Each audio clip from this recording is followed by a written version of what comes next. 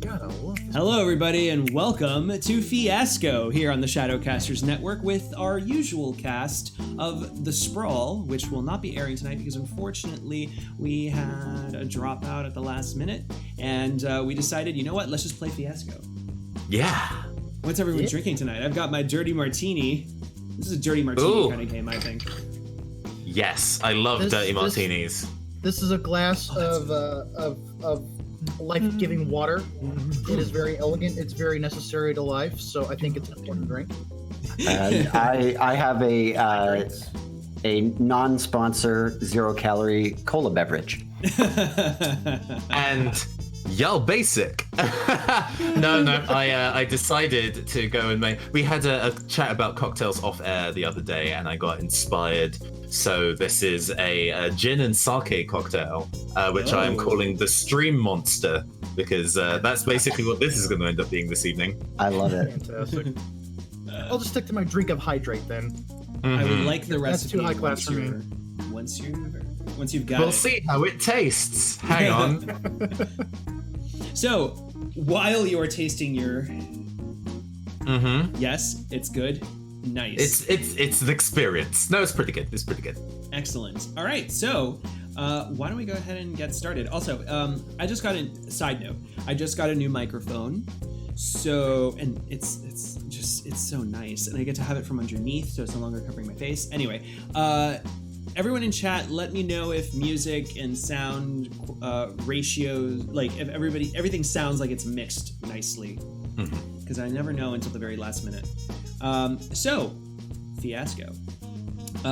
We are going to be playing News Channel 6, a Fiasco playset by Chris Norwood, Ken Coble, and Tom Garganis. Garganis? I hope it's Garganis, because Garganis is a very unfortunate last name. You can just call him Gargantuan. Gargantuan anus. So, the score. When the news breaks, we're there to fix it. Times are tough at Action 6 News. We're last place in an already small market and losing ground all the time. It's not like much newsworthy stuff happens in this crappy little town anyway, and those bastards over at Action News 11 always seem to be one step ahead of us. I'm gonna write that down. Channel 11ers. Damn Action News 11. Gotta get him, guys. With advertising revenue drying up and people turning more and more to that blasted internet, sometimes you've got to get a little creative in reporting the news. The Action 6 News team could be from any small city around the United States, filled with people who desperately seek notoriety, fame, or just occasionally a better world. Nah. Profit, come on. Nah. We gotta get profit. Trash man. is profitable. Ah, Jesus. If we ain't getting fans from it, we're not doing it right. True. Popularity is all that matters. My chat's saying I sound a little low, so let me go ahead and Boost yourself. there. That's about as good as I think it'll get. Cool. Okay. So, All right, so the way that Fiasco works is we are going to roll a shit ton of dice, and then from those dice are going to inform the relation, or we basically pluck from this pool and to start forming the relationships, needs, locations, and objects between us that will create this scenario and inform what we're all up to and what we want and who we want dead. I apologize for my headset. It's my headset that just keeps like wanting to be plugged in. Sorry. Okay. So we're gonna start. I'm gonna go ahead and roll some dice, and while I set up the table, why doesn't everybody go ahead and start introducing themselves, starting with Nathan? Ooh, hi, hello. I am the androgynous android from the future, Nathan Blades. It's a pleasure to meet you all once again. You normally know me from the Sprawl, which is what we're not quite doing, but I also appear on the talent agency podcast, Queer Cyberpunk Voguing Action, sat in London in 2077. Nice. Myson? I am Myson. I'm the new kid on the block.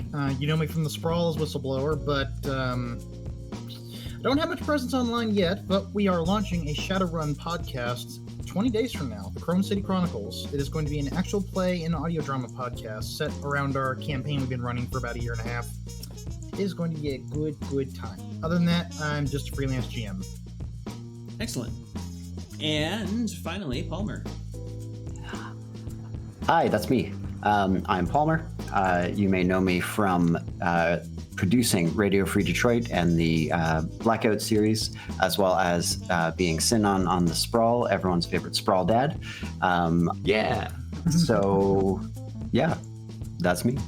Nice. And I am Oz. I am the game master on the Sprawl, as well as my other show, Join the Anarchy, the improvised Shadowrun Anarchy actual play.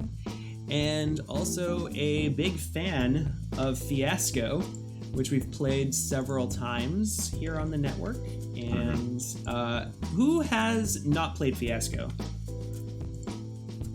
Ooh.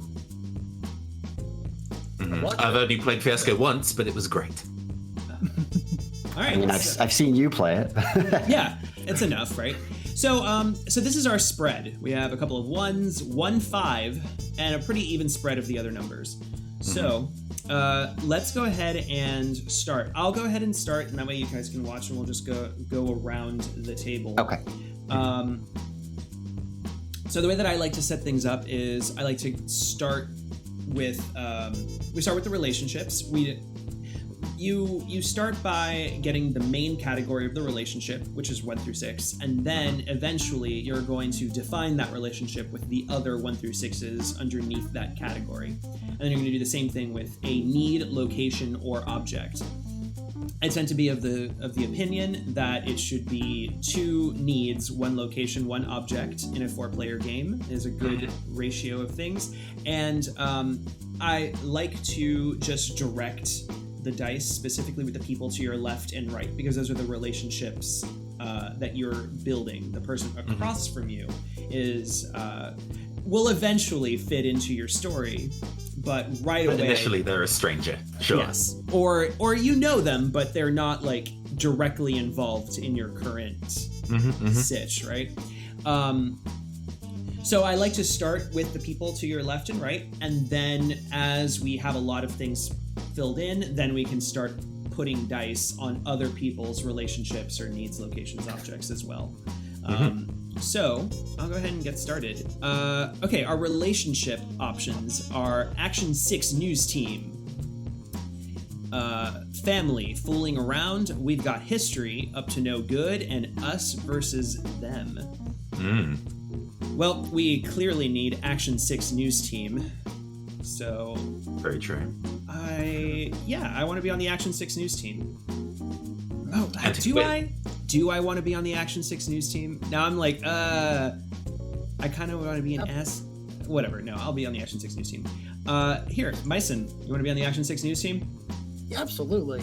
All right, so I'm gonna spend this one to make our relationship action as soon as it wants to type. Action 6 News Team. All right, Nathan, you're next. Cool. So I like that in the guidebook, Us versus Them has a little side note of use judiciously, and I like living dangerously, so let's do that. I'm going to spend a 6 to establish Us versus Them with Palmer. All right. All right. Oh, that's gonna be a fun. Oh, are you actually? We'll see what happens. So either one of us might be from a different news company. We'll see. You Nice. dirty Action News 11 traitor. Oh, that's so good. All right, Palmer. All right, let me see how this works here. I'm still figuring it out too. No, I just gotta see what numbers we've got left here. You have all of Got them. my screen too small. So I've made myself Sorry. a fan of dirty martinis. Yeah, it's good, huh? Yeah. No, I've always been I like- believe. Sorry, go ahead. I've always been like olive brine and a drink, really, but it's done. Just finding out that cocktails don't need to be sweet. Nice. I think that I will spend a 2. My son, how do you feel about being my sibling today? I can be your younger sibling, absolutely. Well, you never know. You don't know yet what's going to be. If you're setting, if you're using the whatever 2 it is, for but family, I'm going to use the 2 for family. you're related in some way. Okay. Yes. Let's go with that. All right. Burning a 2 for family. So just All right. So any of those numbers at the top are spending. yeah. Yeah, I think I see how this works now. I kind of get it. All right. So, Myson, right now you can either define the Action 6 News Team relationship between us, the family relationship between you and Palmer, or you can set a need, location, or object between either of us. What numbers do we have up there? We still have all of them. Yeah. Okay. We just have that 1 5. So if you're gonna spend that 5, make it good. Use what? Yes, use judiciously. Use judiciously. Oh boy. What are your talent support person? Okay, I think what we'll do is I'll take 3, and we'll do the on-air talent support person between you and me, Oz. Gotcha. Oh, so this is a Defining. it's a different and it's a what is I going to say? An unbalanced relationship. One of us is on-air talent, one is support person, writer, makeup. Okay. Interesting. All right, so that's a 3. All right. Hold on. There we go. All right. I'm gonna be next as soon as I'm done. There we go. The only thing about doing it here on Roll20 is it's a little finicky. On-air talent and support. Let's see how this works out. Okay. All right, so I'm either the on-air talent or I'm the support person. Now, I don't have a relationship set with Nathan, but it's us versus them. Oh, there's so many good options. Oh, I know. Right? Up to no good would be the 5. Yeah. Are we in cahoots? Are we in cahoots? Or we have history, or are we fooling around? What if I were the talent, like the Anchorman or something, and you're just trying to sabotage my show because you're just jealous of me or something? Yeah, I mean, it could be a number of things, who knows? Let's see. So you have an us versus them relationship with Palmer, so that is leading me to believe that you know what? I like the up to no good. I'm spending the 5 judiciously. All right. Let's go. Oh boy. Oh, that's great. That's good. Excellent. All right, Nathan. Right, so am I going to define being up to no good, or am I going to define the us versus them, or can we do a need, maybe? Let's look at those needs real quick. To get laid, to get famous, to make a difference, to get rich, to cover our asses. We cannot do 2 settle things. No, we cannot do 2 settle things. The 5 has been spent. Unless we're settling the score. I am going to pick 2 to get famous for our need, you and I, Oz. All right. Oh boy. Okay, so our need is to get famous. And we're also up to no good, so that's not going to turn out well. I don't know what you're talking about. This is going to be excellent.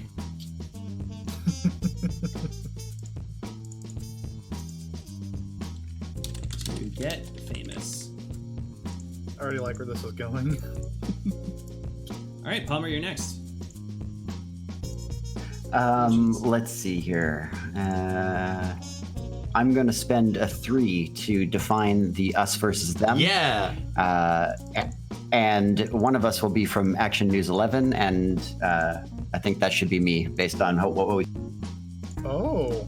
Okay. Wait, not Station 6 with me? Who knows? So it's are you picking you and your counterpart? No. Yes, you and your counterpart from Action News 11. So we both do the same job, just for rival papers. Well, papers, rival news teams. The left half of the board is Action News 6, and the right half is Station 11.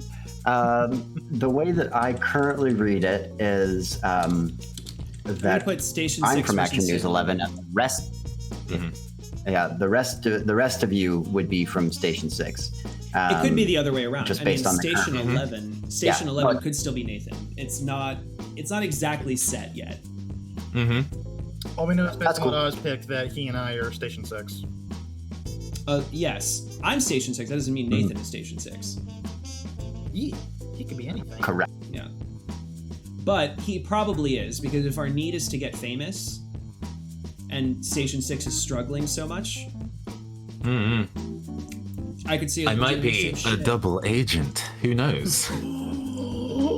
Snap. Gasp. Anyway, Myson, it's your turn. Okay, what numbers do we have left? So you can define the family relationship with you and Palmer, or you can set a need, location, or object between you and me, or me and Palmer, or you and Palmer.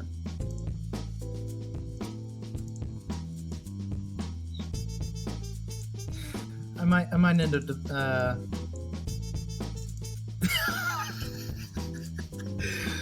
Oh man, I wish I had a 5. I was gonna go for you and your good for nothing in law. Sorry. Oh, it's all good. So, well, I guess what fits is That's what makes this fun. It's like as you park, you don't just always get the most interesting, like most obvious ones, because as the numbers get pulled, you start getting forced to like, oh, this is even saucier. Yeah, I gotta think outside the box for these connections. So what needs do you and I have? We don't have a need, location, or object between us yet. Now, I already have a need to get famous, so maybe you would want a need with Palmer, and that way all 4 of us are driving forward with something. That's a good way to do it.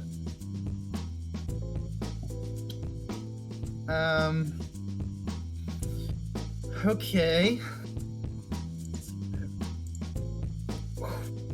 Oh, I Don't like think this. too hard, man. Just grab. No, so Palmer, you and I, we're gonna try to get rich. I'm gonna take a 4. All right. Okay. We're greedy family, whatever family we are. Oh man, I'm already getting the vibe of son. If you want to make news in this industry, you have to make news. You gotta make news. I was going for that too. Yeah, I don't know. We'll see, right? All right, me. Yes. All right, so I can set up the up to no good relationship, or the need to get famous, or start setting a location or object between myself and Myson. Let me check out the to get famous. Oh no, wait. Let me check up to no good real quick, because this will start setting things up. Cokehead and supplier robbing the station blind together, plotting the downfall of the big anchor man together. Ooh. Shooting an art film after hours using the station's equipment, or moonlighting as thieves. I feel like all of those are good. Hold on, let's see. To get famous, though.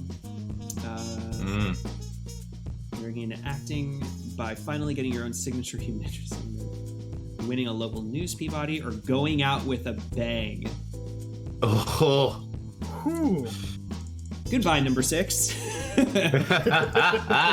Yes. With a bang. The sparks are already flying. All right, so we're out of 5s, we're out of 6s. Nathan, would you like to define the up to no good relationship, or set a location or object with you and Palmer? We're rivals, so let's go and look at what the object categories are. Something for us to fight over. Secret, contraband, tools of the trade, and where's the warning label? Which, oh my gosh, that's great. Yes, I'm gonna pick one of the 4s and have the category object. Where's the warning label? These things are very dangerous. Got it. They have such things as a .22 rifle the building manager uses to keep birds off the satellite dish. So, you know. Oh my god. Is it my turn? Mm-hmm. It is your turn. Are we? So I think around this time, since we have a lot of stuff down already, we only have a few numbers left. I think it might be a good time to start figuring out maybe who are the in these particular relationships, right, that are dichotomous. Mm-hmm. To start figuring out who is who, right? Mm. So if I need to get famous, or if my need is to get famous, I mean, then again, I could still be the news. Never mind. Forget. I was like, I could still be talent or support. It really doesn't matter for me. Mm-hmm. I think maybe depending on what Palmer picks, that's where we're going to start seeing who's what. Mm-hmm. But chances are, I'm seeing that he's station 11. Am I getting the same Oh, vibe? Yeah, that's kind of my thought. Yeah. Yeah.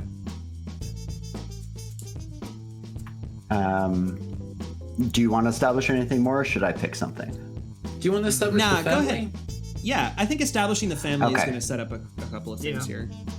Okay. Because we have ex-spouses, current parents, currently married, Yeah. siblings at each other's throats, or you and your parents' hot new spouse. Yeah, I think siblings was the 3, right? Yeah.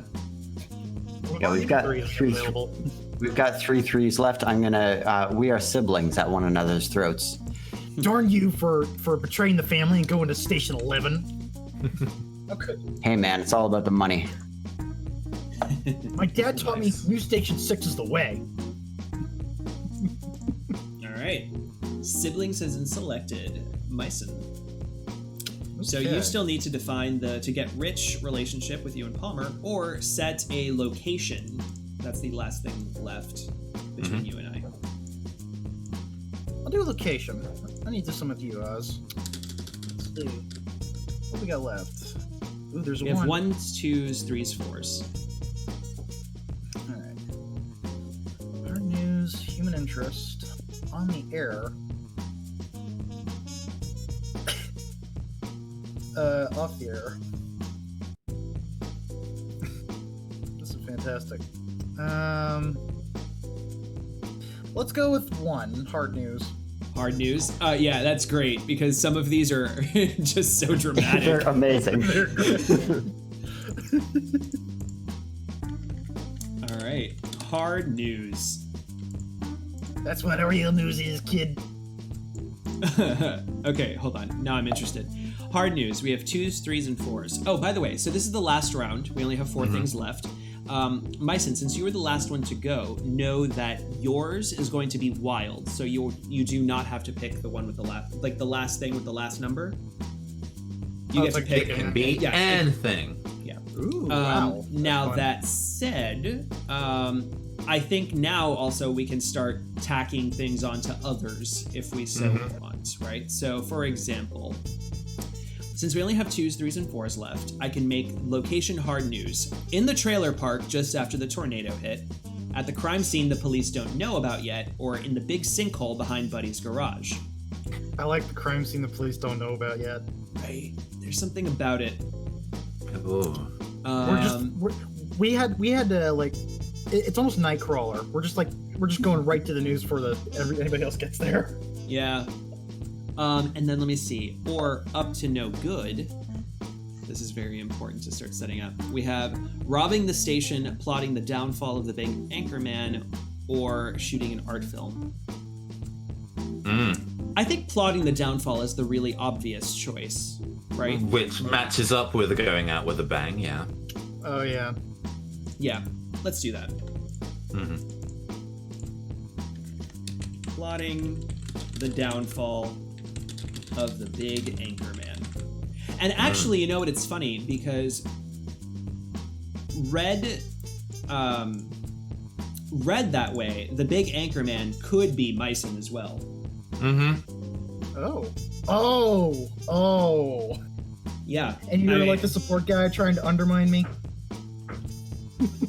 It could be either or. That's pretty good. Revenge scheme. It's like, build me up so I feel famous, and then you're just like ripping out the rope from under me. Yep. Oh, I now have to kind of think about what kind of role within the news company I want to be. I kind of want to be a weatherman. That feels like such an innocuous role to be completely trashing. I want to be the cameraman now. Okay. Yeah. No, I like that. That gives me the opportunity to be a vain piece of shit. Yeah. You can be my co-anchor too.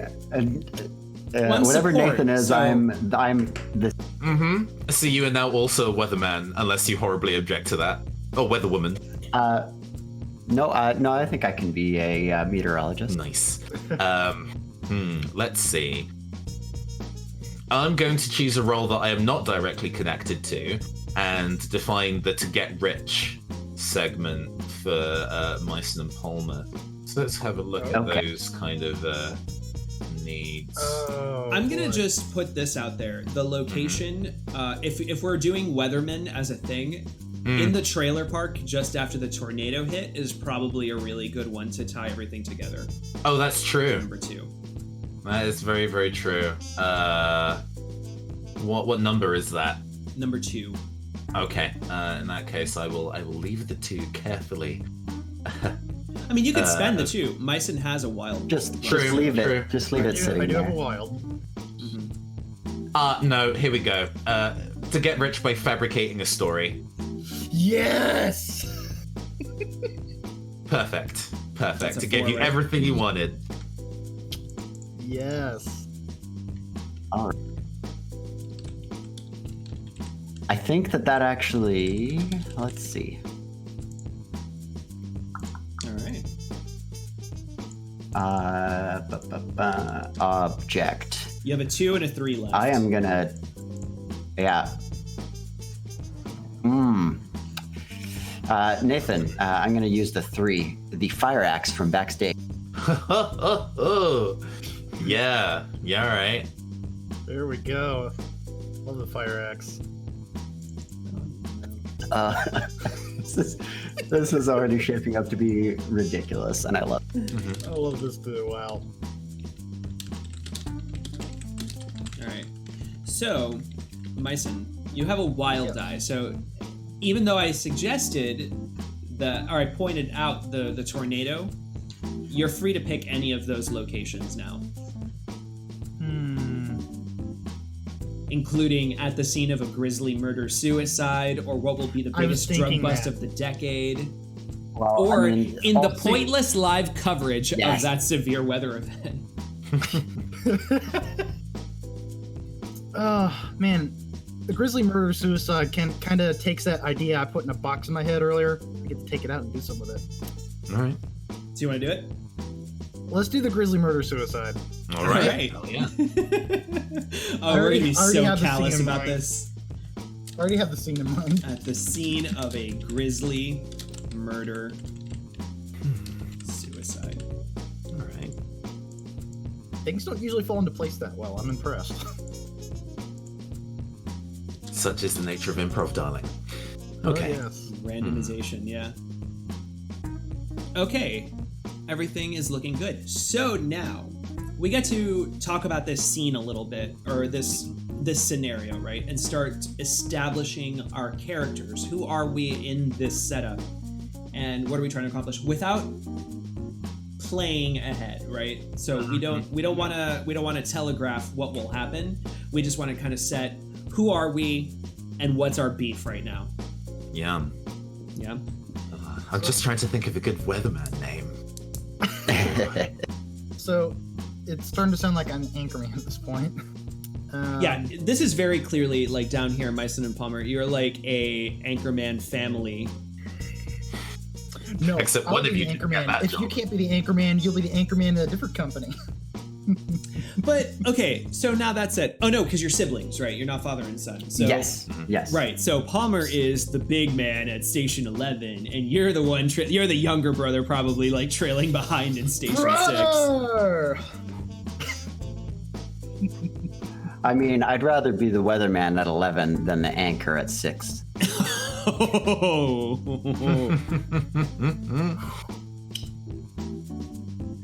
And I have a name for my Okay. Oh, shit. yes. His name is going to be Storm Stormson.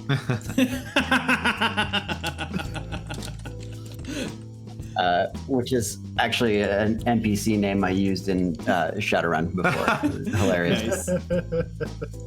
Nice. All right. Oh, So, okay. No, I have to do it now then, since we can use names from other things. Absolutely.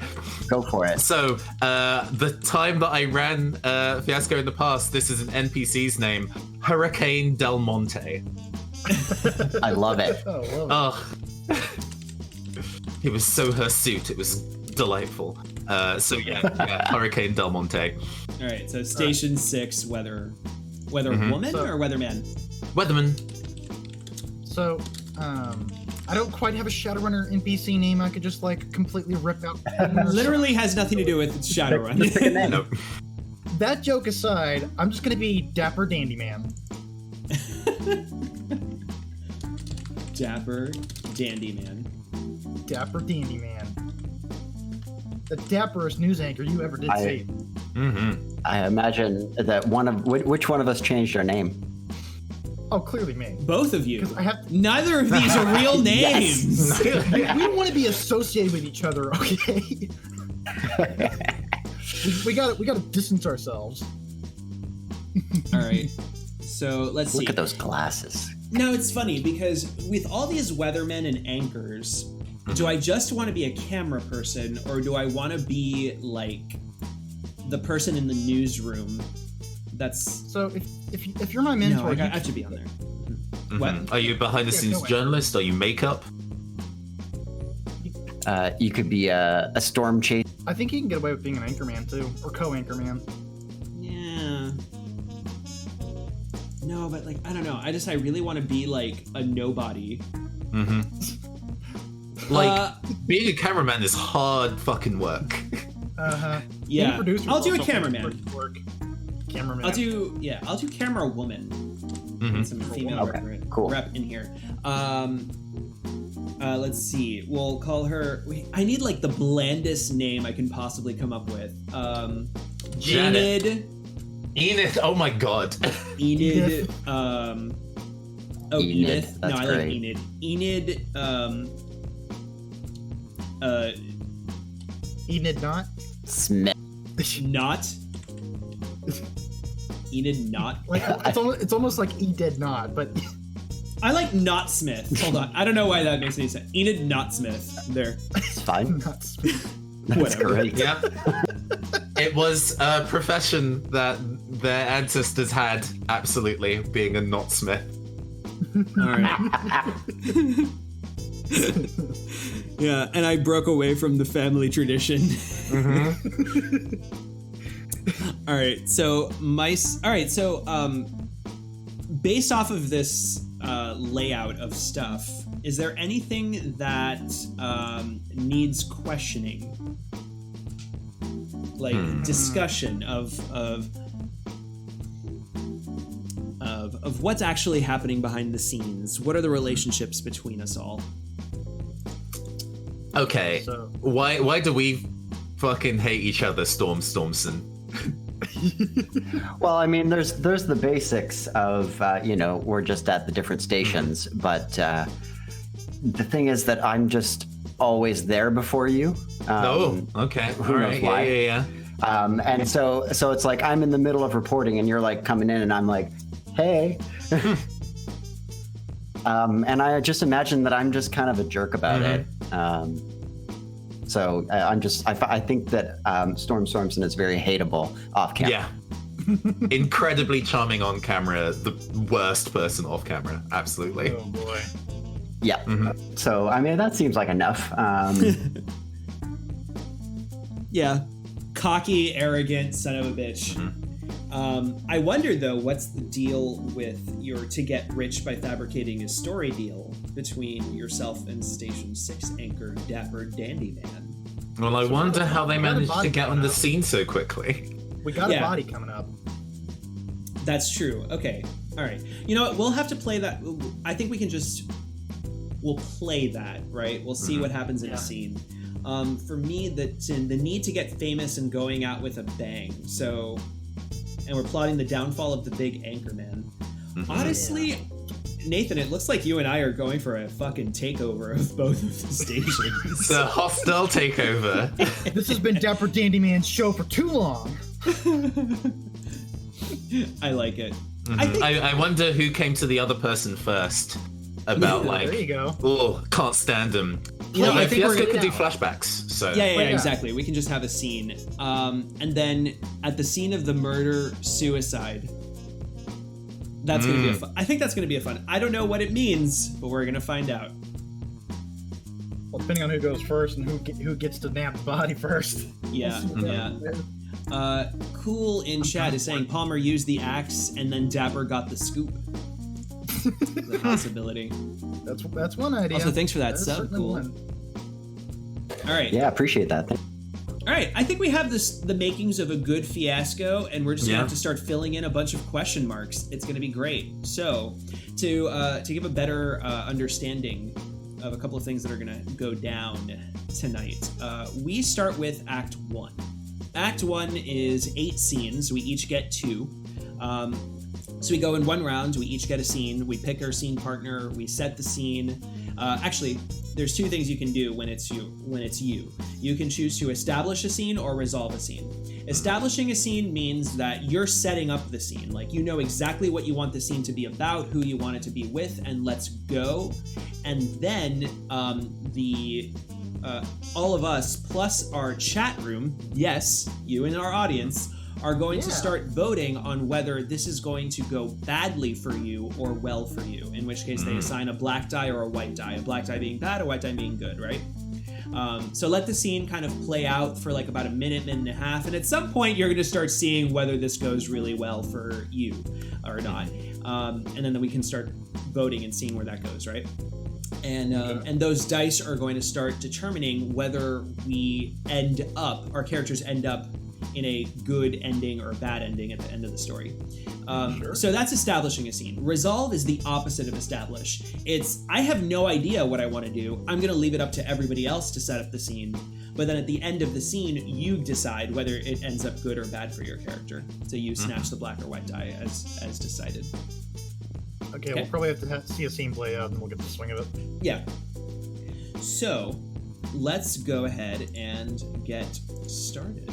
So, who has a scene that just is jumping out at them? Like, we have to do this scene right now. I definitely have a scene. Excellent. Okay. All right, Myson.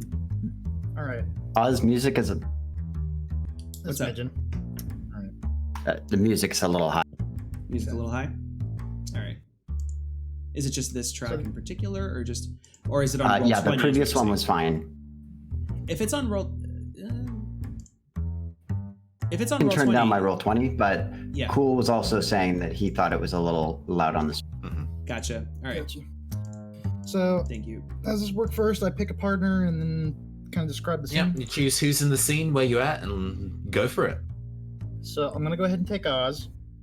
All right. So, I'm going to say we just wrapped up a work day. It's about the weekend.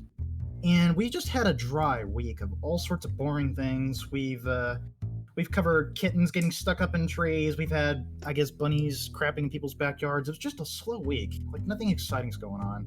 Mm-hmm. So we're just coming out of the station. We just wrapped up the day, and I offered to, you and I, we're just going to go get a cup of coffee down at that place through this shortcut alley. It's the evening. It's starting to turn dark. Mm-hmm. And I'm probably just coming off of just a boredom high. So we start walking down this alleyway, and I'm like, Enid, we got to come up with a news story. I swear, Channel 11's they're just taking everything. We can't just be covering trees getting knocked over by some cars and people robbing cookies out of the Starbucks. We got to do something. Well, unfortunately, that's everything that happens in this stupid, shitty town, so... But how is it that News Channel 11 always gets everything and we just get nothing? I swear they're doing something. And we're continuing to just walk down this alleyway. It's just the two of us so far. I dig inside of my jacket and pull out a cigarette. Say, you want to smoke? Well, yeah, seeing it, I'll take that smoke, and I'll just go ahead and take your first cigarette, and I'll just like... Wait, I gotta light it. All right, so... what's happening uptown? There's got to be something happening uptown we can get a swing on. Isn't that the newsroom's job? I just get paid to show up with a camera. Okay, look, Enid, you gotta have some ambition, lady. I say as I like stop in the middle of the alleyway, I turn you to face me, and I'm just like pointing a finger right at you and be like, Enid, you gotta have drive. You gotta go out there and get the story. That's what my pappy taught me, and that's what my brother seems to think he can get away with by running off to his own news station. So, and then I turn to walk away in just a heat of frustration.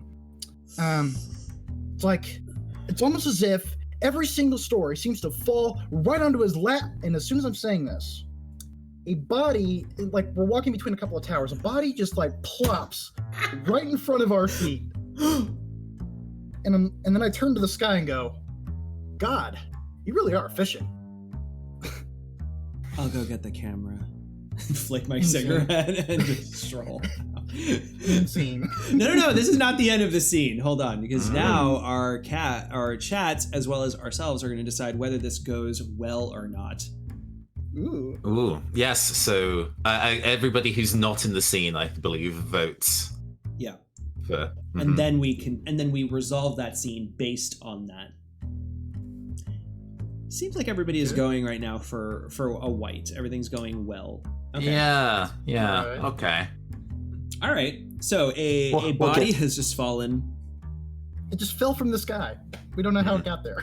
Well, it didn't hit you for one, because this goes well for you. Yeah. Plucked into a bloody mess right in front of me. Excellent. All right. So we're going to go ahead and erase a white die. So the white die. So this is basically like our timer mechanism. These count how many scenes we have. So now a white die is gone. And yes, that means that 8 scenes have to go badly and 8 scenes have to go well. So, Myson, you get a white die, but in Act 1, you're going to go ahead and give away a die. I give away the die? Yes, and so if you want to like gamify it, it really means like which character do you want to see things go well for? I'm going to go ahead and give it to Enid since you actually roleplayed that off pretty well. Oh, thank you. Give it to you, Oz. Enid just doesn't give a shit about anything. That's why no one will ever suspect her. Yes, exactly. All right. So, next scene. Oh, wait, I'm sorry. Lies. We have to actually do the scene. All right. So the resolution is, all right. So I run back with the camera. Sorry, like it's really more of like a jog, because I get tired easy, and I just lift the camera and say, all right, come on, Okay. we're gonna be live. All right, so I just like straighten myself up and I try to like splash some water on my shoes because apparently some blood got on it. Your shoes aren't on the shot. It's okay. Well, you gotta take care of everything off camera as well as on camera. It's the most important part, Enid. Hurry up, or News 11's gonna get here. Okay, so we got us a body, ladies and gentlemen. We just found it right outside Channel Station 6. Holy cow, it's a whole body. There's been a murder. So, it seems like there's been a murder. We're gonna have to solve it. Us, Channel Station 6, where the action is. And I think that's Riveting. And scene. we think it's a murder. This is why Station 6 is a piece of shit.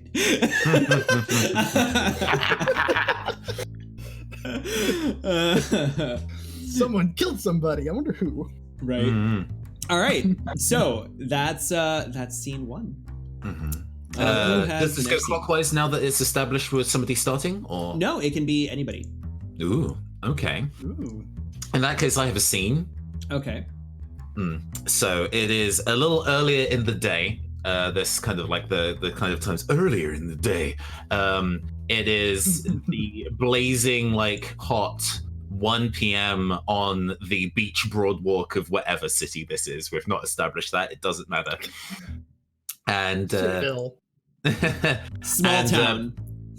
of course, there is a beach parade going on, and Hurricane Del Monte is doing a report live on the street as this kind of like carnival parade goes past in the background, and he's all like, "It's a sizzling day, ladies and gentlemen, out here.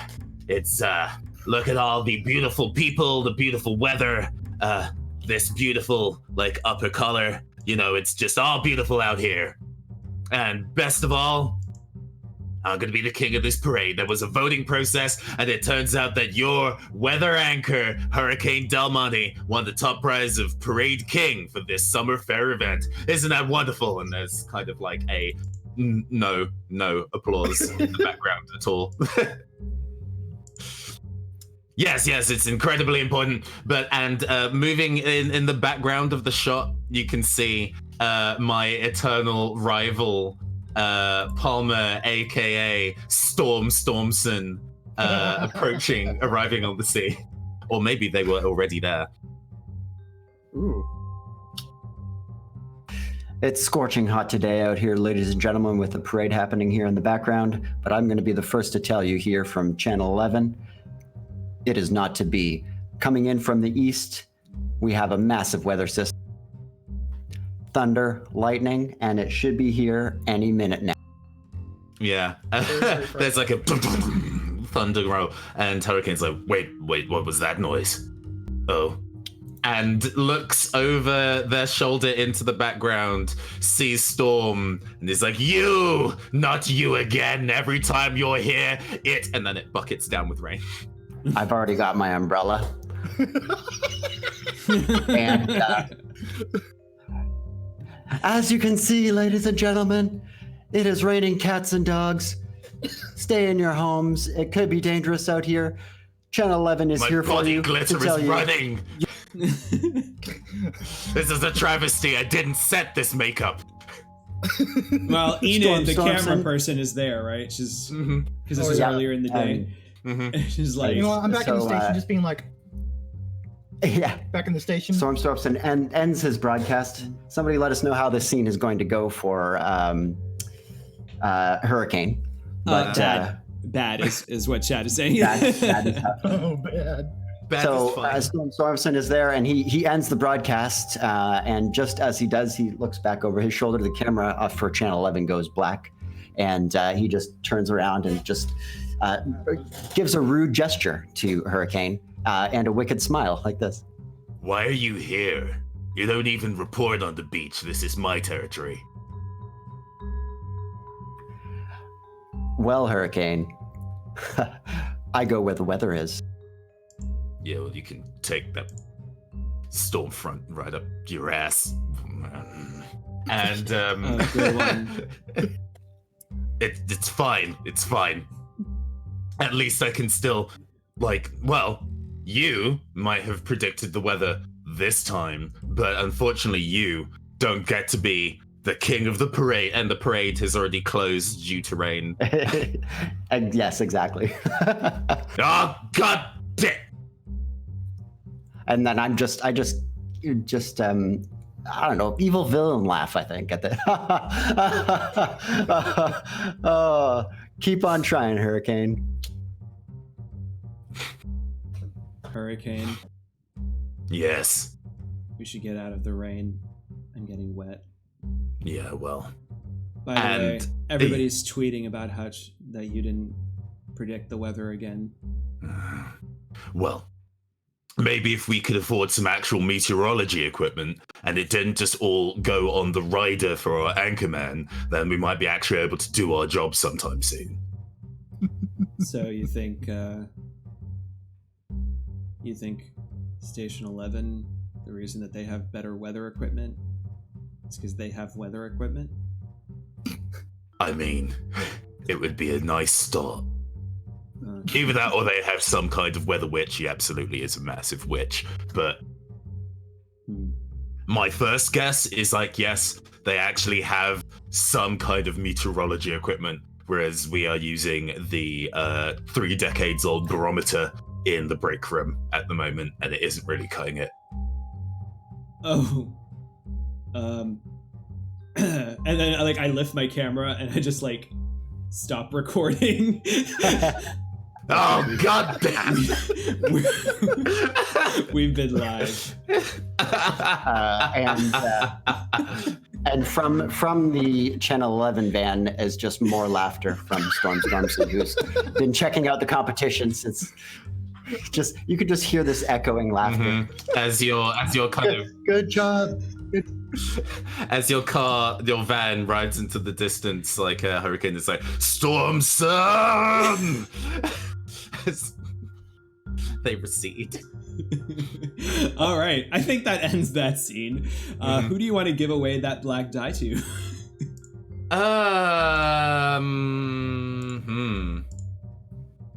I'm going to giving it to Stormson would be too easy, so let's give it to Dandyman. Oh, Dandyman. Okay. Of course, this has got to go bad for him. It's not going to go bad for you right now. It's just going to matter further down the line. Yeah. Well, this scumbag's going to get it. Let's be honest. Karma. We're handing out karma. Yeah. All right. So, both Myson and Nathan have done a scene, so it's between myself and Palmer. If you've got an idea, you go for it. Otherwise, I'll come up with something. But yeah, sure. I think. Let's see. I have 2 really good scenes I can get started with. I can either do the scene of the grisly murder suicide. No, you know what? I'm gonna start plotting the downfall of the big anchorman. Let's start establishing this first before we get into the murder suicide that occurred later on in the day. So let's see. I'm gonna play Daring and Possibly Stupid. That sounds like a good track. So back at the station, I think we're in like a little teeny little shoebox of a dressing room for Hurricane Del Monte. Yeah. And Enid is currently adjusting her. She's, fiddling with her camera equipment and saying, honestly, I really don't know why I could have. My record button has been on the fritz. Every time I press it, I have to double check it and then triple check it. That's the excuse they give every time, love. Yeah, this is more his voice now. This is a little easier to sustain than yelling.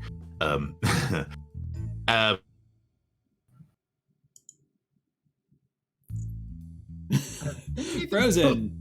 We lost. That's a great face to stop on. Nathan, come back to us. Nathan. Back to us, buddy. How's chat doing? Hi, chat. How's it going? I mean, are we a great Cool station? is in the chat, and maybe a couple other people. I'm not sure how many people are around. Hurricane is doing Nope. I intentionally disconnected. God damn. Alrighty, let's wait and see. Oh dear. I mean, that face now expresses exactly how Nathan feels, or how Hurricane Hey feels. guys, just another day at the Shadowcasters Network. Our equipment is just top notch. We got the best meteorology and camera equipment out there. I was gonna say the. Died. I can't actually hear anybody. Hey, but you know what? This microphone though is pretty sweet. Let's fix that. That's pretty slow.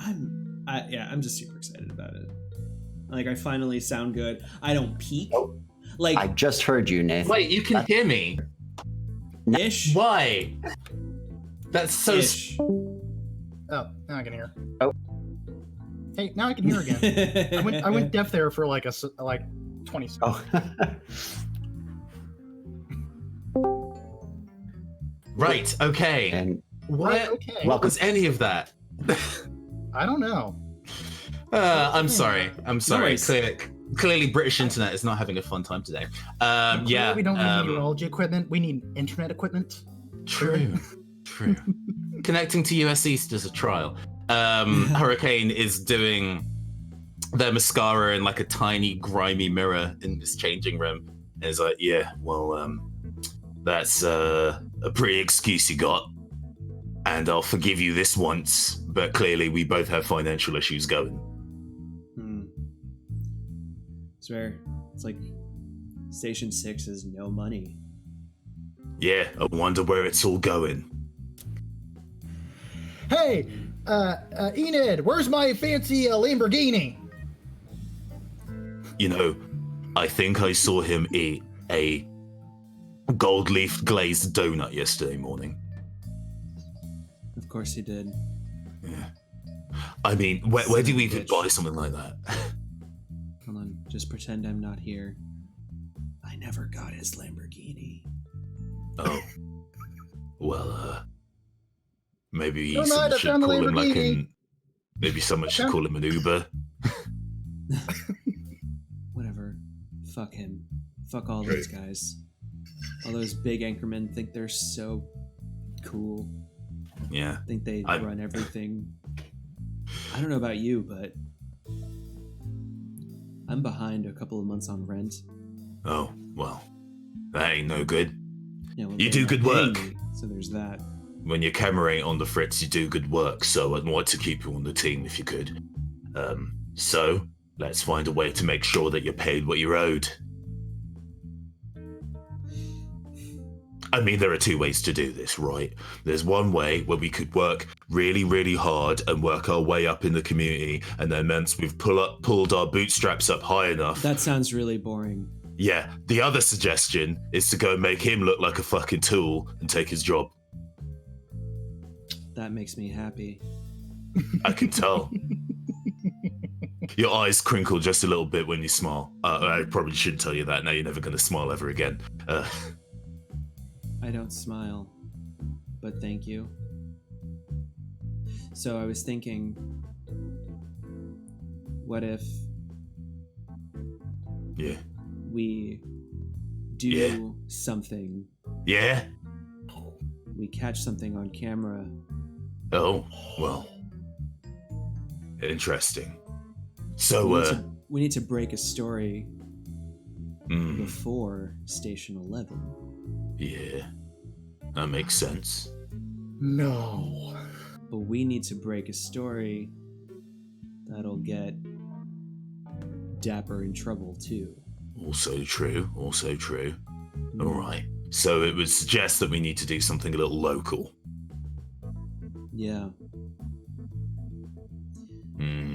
Okay. Tell you what. Do you know the name of the guy who handles...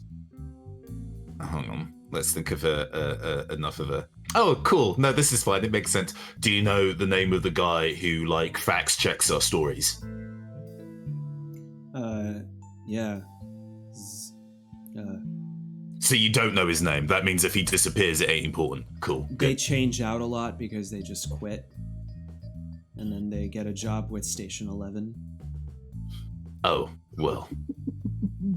At least if things go to plan, they won't be checking into a different company. But I can make friends. They usually need friends because it's usually their first day or so. Oh, true that. All right. Uh-huh. Let's see if you can make friends. He says, kind of like staring at your thoroughly neutral. Like, how do you dress, by the way? Baggy clothing. So like cargo On the scale pants of with one like to the Hot tool Topic. belt. Not the tool belt, but like the she's got the Leatherman and she's got the she's got maybe some gloves and like just general camera equipment around her belts and like a visor Mm-hmm. and it's like in a ponytail. And Well, actually, no, not a ponytail. I'm thinking like a little bob. all right. Bob like that.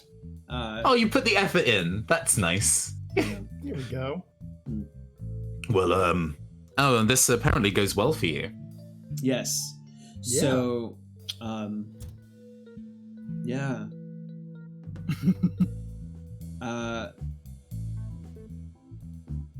You want me to like talk to people? Well- I can do that, I guess. Yeah. I mean, you don't need to talk to them. Maybe all you need to do is like offer them a coffee in this trying time, or just like add them on Instagram or something. I don't know how kids do it these days. Okay. Hey, I'm going to Buckstars. Anybody want to come? Please don't let. I'm gonna. Oh fuck. I'll take the hit on this one. No. I'll go. I want to see what he's up to. Godspeed. All right. I make a quick run over to the newsroom, and I hit up the intern. He needs a dumb, poor sap of a name. Steve. There you go. Steve the Sap. Sappy Steve. Steve. No, just Steve. Nobody knows his last name. He's not that Right, important. exactly. He's just Steve. And I say, "Hey, you want me to go get you a cup of?" She goes, "Hey," and then she's like, "You want me to get you a cup of coffee?" And Steve's like, "Yes." To which, Oh my god, yes. yeah, and then I end up meeting up with Dapper Dandy Man Mm-hmm. Hey, to go and Smithy. get this coffee. Yeah, we're gonna hit the Right, usual so place. and then we Buckstars. go. Let's go. We back lead up. back. Does that lead back into scene one? Then is that? Does it? It is just the Yeah. usual coffee joint. Oh. Yeah, That's very which is quick. interesting because that means that I didn't actually accomplish something. I mean, if this all takes place over the course of one news day, then there's still definitely time in the latter part of the day for this to occur. There's a very long line at Starbucks. Mm-hmm. All right, fine. So yes, and so you know what? That could be cool because we could just like kind of cut to the body falling Mm-hmm. and me with Yeah. and we're just like, oh, okay. This actually worked out. Thank you, God. I'm like, yeah, no, it works out for Enid because she didn't have to do anything. All right, so I'm gonna give the white die to my partner in crime, Hurricane Del Monte. Well, There thank you you go. very much. It's really nice of you. All right, so that is the end of my scene. So Palmer, Mm-hmm. get the next one. Yeah. Do you So want to establish or I resolve? think that. Let's see. Well, the previous scene sort of like ended itself, so let's maybe establish one. Let's work on our sibling relationship, Myson. Okay. I mean, Dapper. Yeah, of course. Dapper. Yeah, you're gonna call me that Dapper. It's important. Okay. Okay, so let's see. Where would this scene be, and when? Let's make it even before the everything else. Like this is in the morning that day. Mm-hmm. And, we just keep going back yeah. and back and back like a memento. Well, no, Yeah. it's just it's before the parade. It's like mid morning, and we'll make this a telephone call. So I'm gonna call. I call you, and your phone rings now. Bing, bing. Hello, this is Dapper Dandy Man here. We're about to get on the air here. What do you need? Who is this? Oh, Daniel, I told you not are to you still call me going by that Daniel. ridiculous? Yes, of course. I am Dapper Dandy Man now. You better not forget it. Oh, I don't think I could forget. That's the idea. Anyway, When- are you trying to steal one of my news stories again? Because I ain't giving you one. Oh. And on the other end of the line, I'd just Storm Sorensen's just shaking his head. I don't need to steal your stories. Yeah, that's right. You ain't gonna take our story of the cats in the trees or the parade this afternoon. You ain't taking that. That's ours. You're right. You can have those. Yeah, that's right. I was just calling to remind you about the barbecue. I told you I'm not coming to the barbecue. I am busy getting rich. Mother will be very disappointed.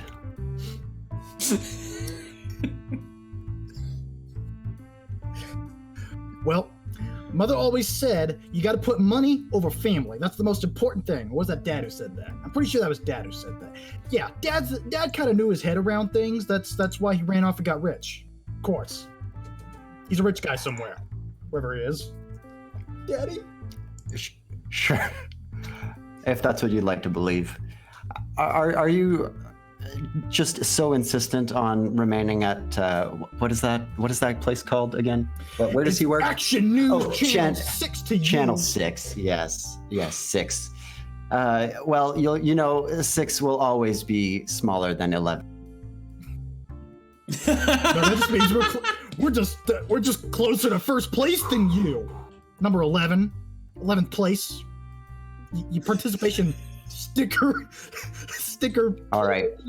The chat thinks that this should go badly for me. So I need a suggestion on how that could happen. What does Dandy know about the family, especially Mom, that Storm doesn't?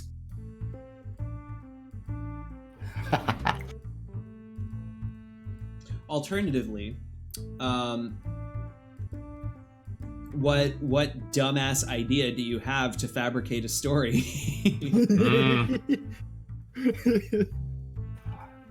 Look, Daniel. I think that I want to help you out. You are my brother. Dandy man. Dad. I want to help you out. You're my brother, and for Mother's sake, I'm going to share with you the secret of making big news. Big news, huh? You have to. That story. We know you that's have a to myth. You have to make big news. Make big news, you say? And I think that telling that secret is probably bad enough. So let me just now. Well, and so let me just say, keep your eyes on the sky.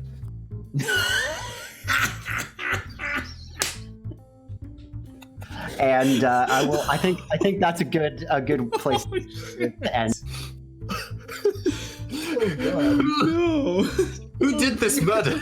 I don't know what's happening yet. It's so good. Did literally everybody do the murder? That's one big murder mystery. We all contributed to this murder, though we don't know who did it. I love the way this timeline is going. It's fantastic. This is the same day still. Yes. Who do you want to give that black die to? Oh man, let me give it to my nemesis. Her. How very dare you? Who do you think this is, motherfucker? All right. I would like to. Yeah, I think now that we're seeing this, I kind of want to retcon, or not retcon, but just be like, we Clarify. jump. Yeah, like between the "I'm gonna get you a coffee, kid." Jump cut to that moment where the body falls. Yes. Splat. Yeah, so that there's still some time in the middle that we're like nebulous time in the center. Yeah. All right. We've done a full round. I have a scene. If Excellent. That's okay. Yeah. Okay. Do it. So it's a little while after the hurricane gets caught in the squall at the beach. He's like, all right, well, and makes their own way away. Instead of going to the station, they go to the local library And anybody can be the kind of like librarian in this scene, I suppose, or what have you. But he's like, excuse me. Yes. Well, I was hoping that you'd be able to help me with a bit of an inquiry. Oh, you're actually using the public library. Yeah. Wow. I would normally look it up, but unfortunately, where I work doesn't have especially great internet, so I have to kind of do it old school. Yeah. I normally would look things up for you, but nobody's come to me in the past 2 years, so I've lost that skill set. Oh, I see. There's a computer over there, though. Oh, well, the thing that I'm looking for isn't necessarily something technological. I was hoping if you could direct me to the forbidden section. No. Nobody's been in the forbidden section. How do you even know about the forbidden section? Who are you? Well, I come from the Del Monte family. I promised I wouldn't get back in the game again, but it seems that times are hard and drastic measures are necessary. She knowingly pulls out a Dewey Decimal card from a thing, pulls it out and says, "Here you go."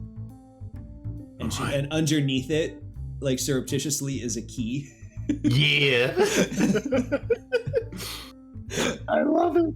And as Hurricane kind of goes through the hallways of this library, it looks like a really dinky like council library from the outside, but the further he goes in, the more it's kind of like hard tile flooring, winding stairs. It gets increasingly labyrinthine as they wander inside, and eventually they're like, right, well, I've not looked at the old tomes since I was a child, but it seems that we're going to have to rely on things beyond my own power to get this done. And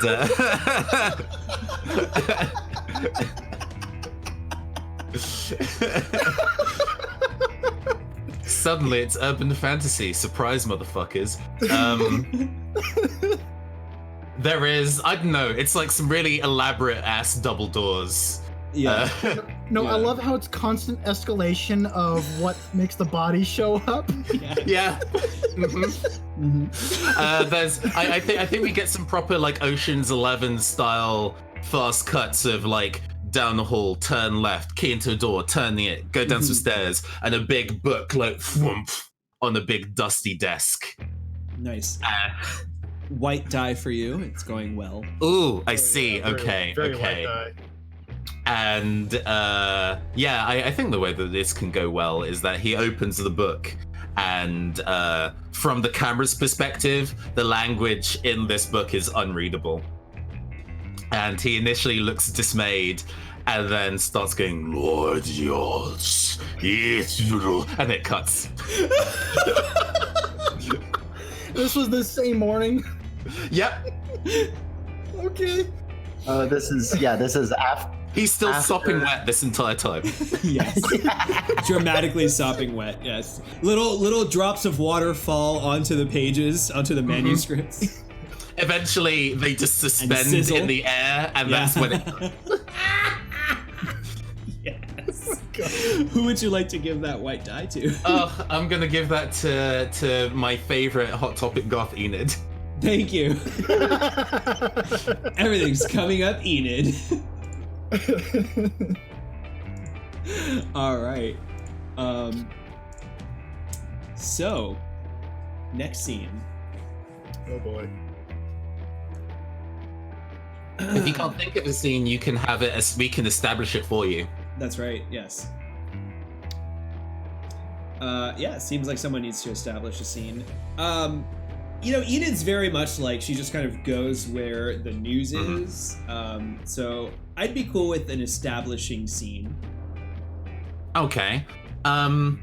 Let's have a scene where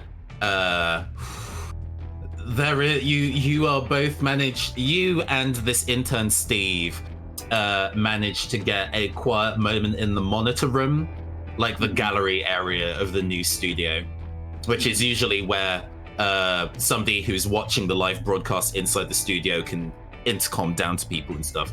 But there's nothing on live at the moment, so you can talk freely in there. Maybe. Right. Okay. All right. I'm happy to take Steve, depending on. You obviously have a clear plan and intention for Steve. Yeah, it's like Everyone's got a plan. Who can? So Everybody except Dapper. Thank you for getting me the coffee. I really appreciate it. I plop it down on the table and just kind of like toss down the sugars and stirring sticks. Half and half. Oh no, it's cool. I take it black, and he takes it boiling hot still and chugs it in front of you. That was delicious. Thank you. I like black coffee too. Oh. They look away and blush, and then kind of like, no, I am.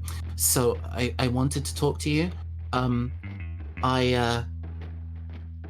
I think I found something really interesting the other day. There was I have a friend who works for New Station 11, and they told me something kind of alarming. So I wanted to tell somebody safe, and I don't know anybody else in the department yet, but you made me a coffee, so I trust you. So yeah. What is this, an anime now? Yes. I'm very trustworthy. Yeah. So I heard from my friend who's a journalist at Station 11 that there's a weather anchor there, weatherman, a Stormson.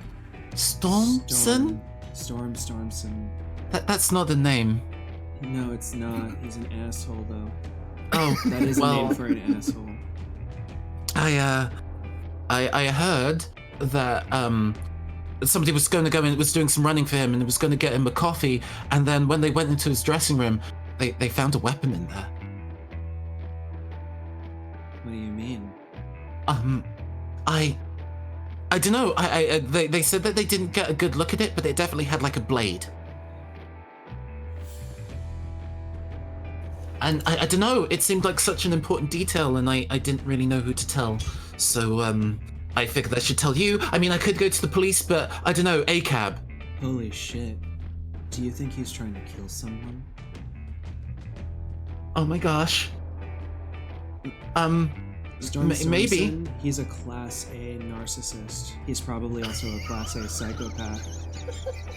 He's probably also a Class A murderer. Oh boy. Oh my god. That would be such a great story. We must find out more. Yes. Dun dun dun. Nice. And I think so I'm gonna go ahead and take, because I'm resolving the scene, right? So you get to choose how it goes. Yeah, so I'm gonna go ahead and take the white die, and I'm gonna go I'm gonna contact Hurricane Del Monte with this information via cell phone. So like after your chat, like after you're like out of the yeah, after I've left the library, my phone goes off. Or we could have it be like one of those like you don't know where you are things. Like it just it just buzzes and you pick up the thing and you're like, hello. Yeah, it's just Hurricane Del Monte in silhouettes going out. Oi oi. Nice. Oi oi. All right, so I'm gonna take that white die, and Palmer doesn't have any dice, so I'm gonna go ahead and give one to Stormson. Yeah. Thank you. So, let me get this straight. We have a seance going. We have a bloody knife somewhere in the room. The fire axe. And it's the fire axe. Yeah, it was a fire axe from backstage. Yeah. ooh. Nice plug on the fire axe there. We gotta link it all together. We gotta link it all. Ooh, wait. And actually, can I make my scene end with the bot, like on the close-up of the body, it's very clearly a hatchet wound on the body. Yeah, 100%. Yep.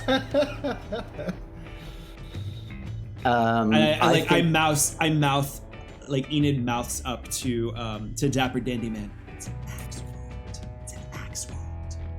Say it's an axe wound. Are you sure? Are you sure it's not a gunshot wound?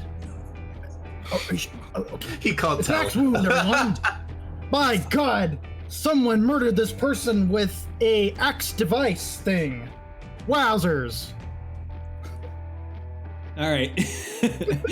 All right. Wow. There. That ends my scene. Nice. Gee Willikers, what a murder. I think that I might have an idea for the scene that'll sort of wrap everything together a little bit better, and then we can we can maybe stop being confused about who did what and when.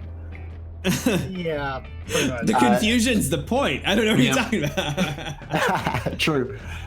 So Fiasco, you know? Steve had a friend. Steve had a friend at Channel 11. It was established. Yeah. What is that friend's? We don't. Quentin. Or it could Quentin. just be So- you. You could be the friend. What if it's Quentin Tarantino? Oh, that's even better. That's how they got such a good cameraman, Quentin. Oh. Wait, hold on. You knocked on yourself? No, that's too much. No, I think Quentin is a good idea. But so the scene is going to be myself and Quentin in the Channel 11 weather. Mm-hmm. Do you want to take Quentin, my son? I'll take it.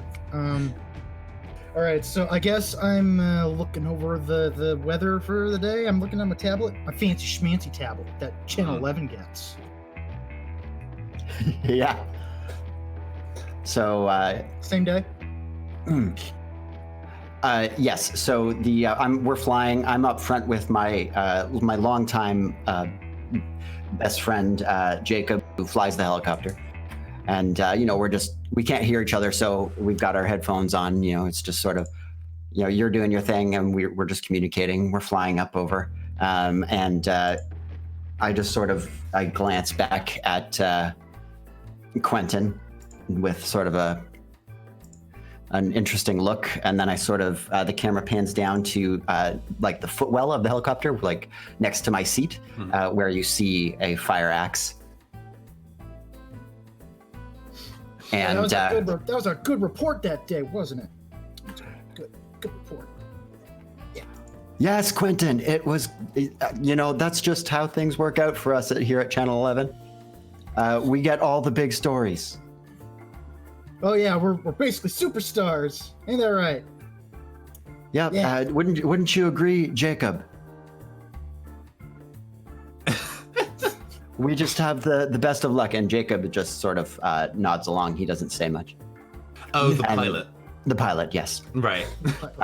So I'm not flying my own weather helicopter. That would just be Soap will be in. You only have time for one thing, and that's reporting. So I do a quick Instagram story about being in the Channel 11 news chopper or weather chopper, how we're tracking the storm that is Storm Stormson tracking the storm east across the ocean. And it seems like the rest of the day here, the evening is going to be nice, bright, and sunny. So everybody get back out there. And then I turn that one off. And Like your cameraman at this point, just like. no, I'm doing selfie. You're looking at weather on your tablet thing, and then it's sort of I do my Instagram, and then a few minutes later, I'm just sort of looking around like, hey, oh yeah, there's a lot of weather happening. Weather, Sure is weather. super boring. Yeah, I sure love being a weatherman. I make a lot of money doing that. Sure is sunny in Citiesville. We need a real story, Jacob. A real story. Didn't we have a real story last week? Quentin, we need a new real story. That's the thing that you don't understand. The news doesn't stop. Hurricane coming. Maybe. That's what the tablet says. Yes, that's what the tablet says. Quentin.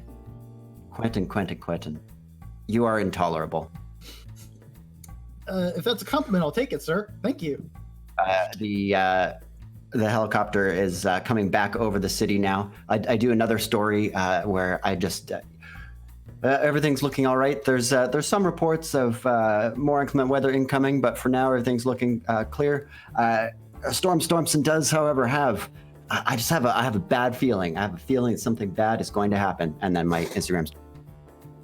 Yeah, it seems like things are gonna go bad for you. Is that okay? Well, Sure is a helicopter you're in. That's Sure dangerous. Yep. Sure is a helicopter. Yeah. Okay. I had a. So I had a way that I was going, but this can go another way too. So. Do you want me to give you my idea? Give me your idea. Tell me what you were thinking of how it can go bad. So you have an axe in this helicopter, I sure do. and a body fell with an axe wound. Yes, that's where I Fill in started the this blank. scene from. Okay. I mean, is that bad enough? Because that's basically what I was starting this I scene mean, to do. you could glance down and the axe no longer be there, and you're like, shit, Wait. where did that axe go? Wait a minute. I got an idea. Can I resolve it? Yeah. Okay. Wait, no. Yeah, I mean, well, what do you mean? Like, you can make a suggestion. you could. Yeah, tell Like, me what's what you're going on? thinking. Okay, so since we don't know what this magical spell is that's happening right now, what if it possessed Stormy Stormson and like made him kill poor Quentin and throw him out the helicopter? Interesting. Yes. I Yes. think okay. Here's how this. Okay, this comes back. Yeah, bad for me. Okay, here's what's gonna happen. I go down. I'm gonna bring in all these ideas that we just talked about. I go down to get my axe because my plan was to murderize Quentin and throw him out of the helicopter and then report on that. So that was my plan, but it doesn't work out. Because here's what's happening. I go to look at my axe and it's not there. And then I look back and it's in Quentin's hands. And then we struggle. And then my best friend of many years, Jacob, is axed in the back and thrown from the helicopter. And now I'm in a helicopter that I don't know how to fly with an axe murderer. Oh my god! And that music is perfectly right there. Right? Oh Just no. like that really long shot of a little teeny black dot falling, smash cut into our alley. Yep. Okay, so let's. Who's next? Oh goodness. We have one more pick in this round, don't we? Who hasn't gone? What color die was that for me? Black. That was a black. black So die. yes, you get to go ahead and give away a black die. All right, I am going to give that to Dapper. Woo! All right, Dapper. Okay. All right, so go ahead and make a Dapper-centric scene. Would you like to establish or resolve? Ooh, that's tricky. Okay, so Ooh, chat. Very good point from Cool in our chat. This is supposed to be the scene of a grisly murder-suicide. oh, and I just make up this story. Well, Completely spin it to something else. this thing might eventually be reported on as a murder-suicide, but who knows whether the two bodies are even related. You just need a second body to make that happen. Unless this isn't the scene. Oh, no, it's the scene. Ooh, it might not be. Who knows? Oh boy. This is the fake scene of the crime? I don't know. We don't know what's happening. No, this is I love totally. it. I love it so. I'm This should- open to suggestions. Whew. You want to But resolve a scene? Yeah, let's resolve our plot hook we've been kind of dangling there. So like, You know what? Yeah, Cool makes a good point. It would make sense if, well, he said Steve, but I was I thinking mean, Quentin, I guess. Quentin. Is a, Yeah. Quentin is overcome with grief, and especially because he had the axe in his hand and all the fingerprints on it. Mm-hmm. Yep. Right. So he jumps to his death. Like falls right after. And now I'm alone in a helicopter. Helicopter. Yes. Okay, so we're gonna have 2 bodies now. That I can't fly. So we're reporting. So So we flash back to where we started, the very first scene. We're reporting on this body, and then a second body is going to fall. Okay, so we're establishing this. Okay, so 3 I love it. We're bodies. establishing the So- scene for Dapper then. So yeah, this is what the scene is now. Okay, so we're all right. So I'm just like, so we're back in the alley. So Enid, I'm like, Enid, get a close up of this. Look at that axe wound. Just get a nice big shot of that axe wound. We want to make it look like he is so dead. Okay, so that it's like grisly, and it gets us all the ratings. Okay, they love the grisly stuff. Yeah, I'll get a close up. I just don't. There you go, just right there, and splat. We hear another body behind us. Oh. Turn, like, whip my camera around. Dapper, it's another body. Yeah. Oh no. Yeah, it is. It's weird. You think it's like raining bodies day to You day? need to report on it. Report on it. Right. Go. Yes. Go. Yes. Good thinking, Enid. You're very good at taking up initiatives. So we go up. I take up the other. Ladies and gentlemen, we have a serial murderer just throwing people out of the sky. Isn't this amazing? Look at this. This one doesn't Close have zoom any in. wounds, but look at how crushed his skull is against the pavement. That is just tragic, isn't it? So we have someone with an axe wound buried into their shoulder, and someone over here just thrown out of the plane. So we must have some kind of aerial assassin at play here. Ladies and gentlemen, my you heard it camera's here gonna, first like, on Channel point. 6 News. We have an aerial assassin. Wait, look up there in the sky. It's a helicopter. Look. And then you zoom on up and you see that. Zoom in. I can only zoom in so quick, far. Enid. It doesn't have enough zoom. It doesn't have enough Enid, zoom. is there any labels on the helicopter? Can you see it? Looks like Station 11. Action No. News 11. It's the Action Station News 11 11. chopper. Ladies and gentlemen, turn the camera back to me, Enid. Quickly, back to me. Back to me. Wait. Or here. Wait. Yes, right now. Okay. Ladies and gentlemen, you heard it here first. We not only have 2 bodies in an aerial assassin moniker, totally trademarked by Channel Station 6, but we have identified the culprit, and it is none other than the dastardly and completely fake news Channel 11. How could they do this to us? Not to our fair city of Citiesville, but we shall continue to report on this story. But more on that in a minute. Enid, cut it off. We live in Smalltown. Yes. I know you like to think that you live in Cityville. Hey, when I'm through with this city, it will be Citiesville. When I'm done with it. But we already have a Citiesville. Okay. You're an idiot. So we gotta get this back to this. I completely ignore you. We gotta get back to the station. We gotta get back to the station. We gotta get back in the newsroom. We gotta work overtime, and we gotta get this story out there. So, Yeah, totally. are we supposed to do something else when the bodies are showing up here?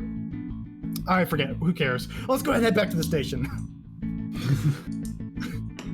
We just run on back, get ready to report a great. Well, they day said today. it. They said this ends bad for you. Mm-hmm. Okay. So how does this go badly? I didn't report it to the cops. So I wasn't like I was too focused on getting the story, and not focused enough on actually getting like a set story. So maybe I could be the culprit. Yeah, I have a feeling that you might have left something of yours behind at the crime scene. Ooh. What did I leave behind then? It might be like, my camera. First off, my camera never actually watched or saw the bodies fall because I was like so bumbling. So. You may have touched the body. You might have left a perfect footprint of your designer shoe through the blood. Oh, You yeah, did 'cause mention the there blood was got on my blood on shoes. your shoes. There is blood on my shoes, my fancy new shoes. So I walk into the station with my bloody shoes. Mm-hmm. Oh boy, All right. that works. So who are you going to give that black die to, son? Who am I gonna give it away to? Let's see, who hasn't had a black die yet? Oz, you're getting too many white dice. You need to take a black die. Damn you. Fuck. All right, and thus ends Act 1. So, now it's time to begin Act 2. But first, we have to roll on the tilt table. Would we like to roll on the tilt table before or after a 5-minute break? Let's do it before and give him something exciting to think about in that 5-minute break.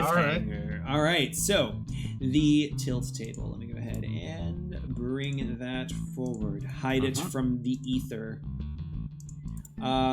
So the tilt table, we have that in our journal for you all to look at there. So the tilt table. What we're all going to do right now is we're going to roll our dice. So you take the number of black dice, subtract it from the number, or rather, roll a number of dice equal to black that you have. Roll a number of white equal to what you have, and then subtract the highest result from the smallest result. And that's going to determine who gets to decide on the tilt table.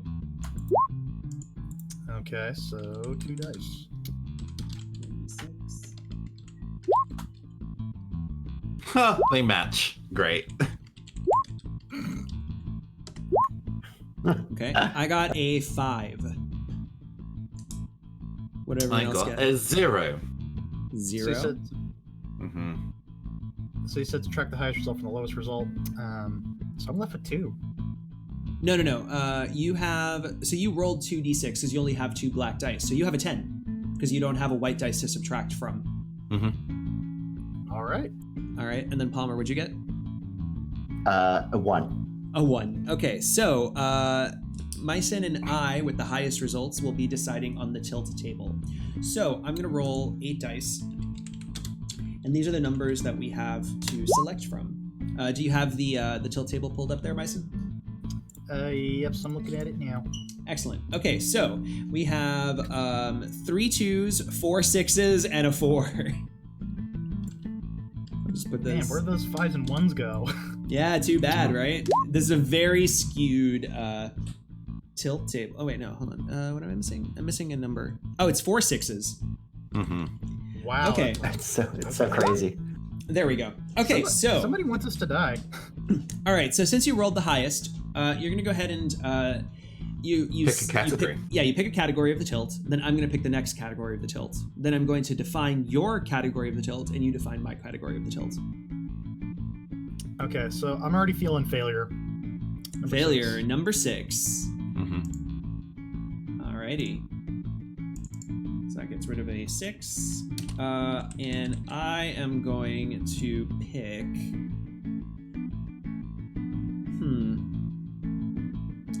I don't like tragedy. This doesn't seem like a tragedy thing. I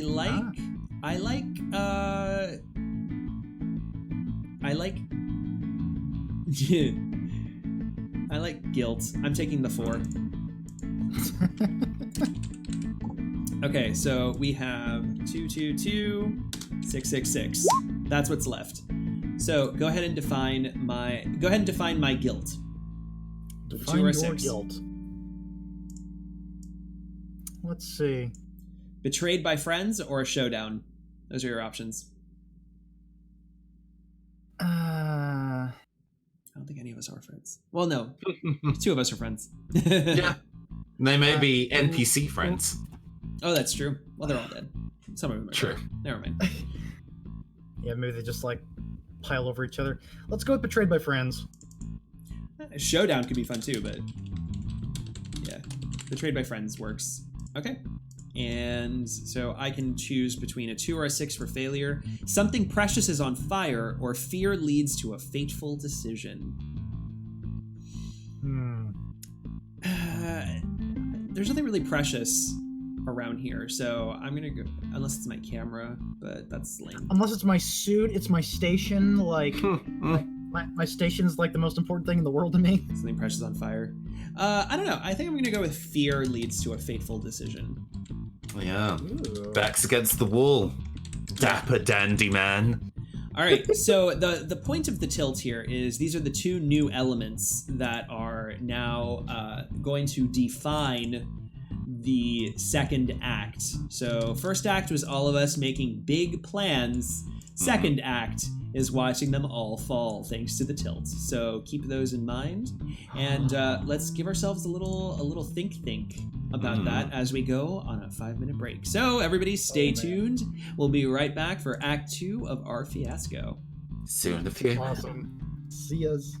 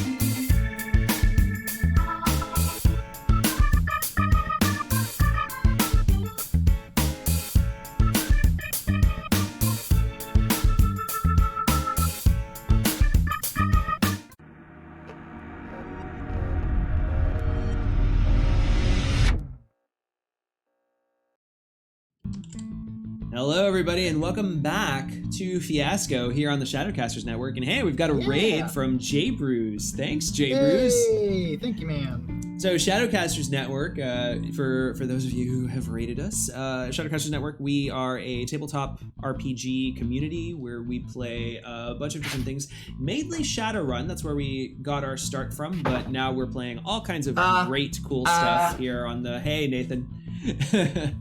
We're playing all kinds of really cool stuff here on the network. No worries.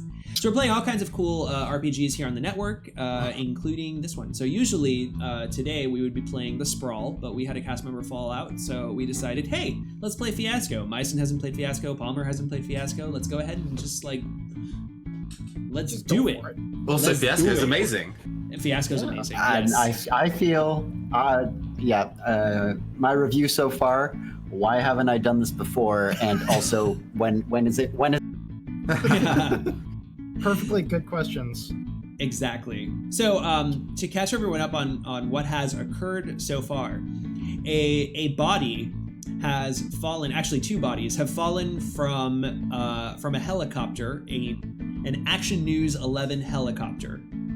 The bodies fell in front of hard anchorman reporter Dapper Dandy Man from News 6, rival station Actions News 6, and Enid, myself, the camera woman, and we now know that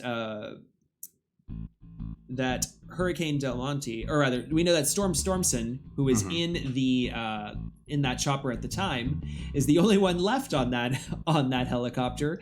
The pilot and his assistant are now dead, and they have fallen from that helicopter. One with an axe wound, one from a suicide. So, also, and Hurricane Del Monte apparently has magical powers. Apparently, yeah. Ancient magical powers from the forbidden section of the local library. All right, I think that catches up everything, right? Am I missing? I don't think I'm missing any other salient details here. That is the long and short of it. We have a chopper that's out of control in the air right now. Yeah. Oh, and we believe that the magic caused the axe showdown to go down on the helicopter. Exactly. Yes, I think that was implied. Yeah. So now we go ahead and we start Act 2. So Act 2 is where everything falls apart. Yes. And we have our tilt as a reminder: guilt, betrayed by friends, failure, fear leads to a fateful decision. Betrayed by friends is so juicy. Yeah, that might happen to me though. Because I think you're all my friends. I don't know any better. So, let's go ahead and begin Act 2. Does anybody have a scene they would like to get started with? I think I do. Oh, we all have a scene. I have a scene too. Just go for it. Let's roll for it. All right, roll for it. Yeah, we can do that. 1d6. Let's go. I got a 2. I got 2. Yeah, 6. Palmer. 5. Okay. Palmer, your scene. Storm Stormson is in a falling helicopter. It is tail spinning right now, and he is He's freaking the fuck out, man. So the first thing I think that you need to do in a crashing helicopter is take a selfie of yourself trying to control the helicopter. Yeah. Priorities. And then, also, let's see. So yeah, I'm kind of holding the stick in the helicopter, moving it just like I don't know how to push in the pedals, and then I end up spinning, and then I kind of figure out, okay, this is how you spin. Landing is apparently the hard part in a helicopter, right? I think I've heard that. Who am I talking to? It's no one. I need a camera. So I flip on the dash camera that you use when you're reporting on traffic. That just points to the person who's flying the helicopter. And so I flip that on and I start broadcasting to the studio. And I push the radio button. I'm trying to fly it, and I'm sending out a feed. Just put me on, get me on the air. And then I start saying, what the hell is going on? This is Storm Storson reporting from the News 11 chopper. an incredible scene here in the air. Stormson himself is trying to fly the helicopter due to an amazing series of events. My assistant snapped without warning and attacked the pilot and then leapt from the helicopter. I am alone, and I do not know if I will make it out alive. I do not know how to fly nor land a helicopter. And Oz, do you think that they're putting this up? Yeah. Station 11's like, holy shit, Stormson's gonna die. Let's go. Anything for ratings. This is gonna get us ratings. This is at that point, I think that it becomes more evident that I can't control this thing because a helicopter is relatively stable until you start oversteering. And then once you start oversteering, it's very hard to correct. So I think at this point, I've got this part all right. I'm not doing this too much, but I think probably tail spinning. You're spinning. Yeah, I am now spinning and probably also going up and down, but more down than up. Like I'm pulling the stick back and I'm mostly just tilting and then spinning, and it's really terrible and it's quite nauseating and disorienting. Chat, how does this go? For I see 2 black. That's 2 blacks. Okay. My buddy Insane Fox is out there just trying to pick on me. All right. I also agree with this goes terribly for you. Yeah, no, it goes terribly for you. Okay. It goes great for Action terrible. News 11, but yeah. Well, that's what really matters to me. At that and the wealth. Okay, so I think that at that point, the helicopter just continues to spin and get lower and lower, and then it hits. What do they call those? Not just electrical wires, but like the ones that transit long distances, like the big, like a pylon.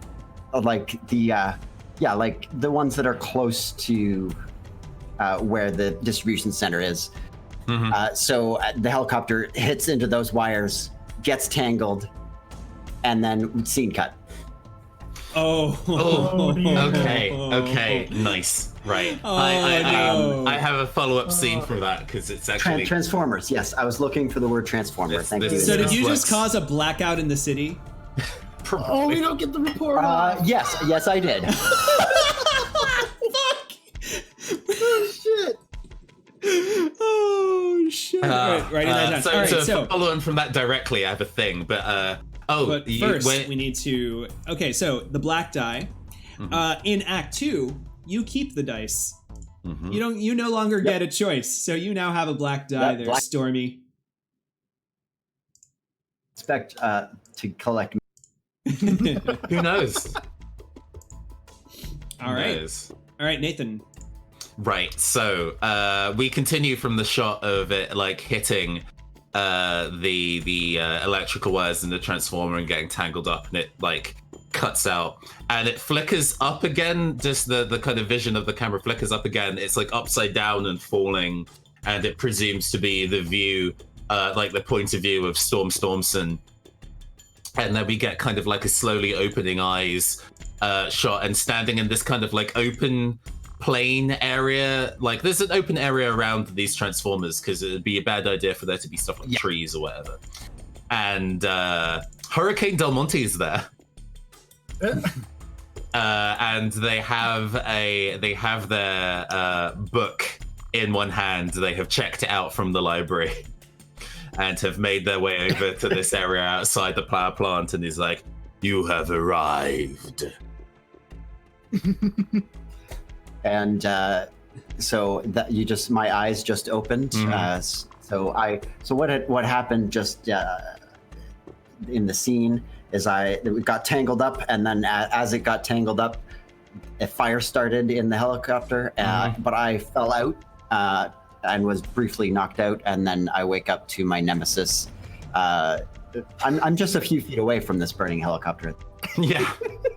You should probably And not so I stand blink. there lest that helicopter fall on I you.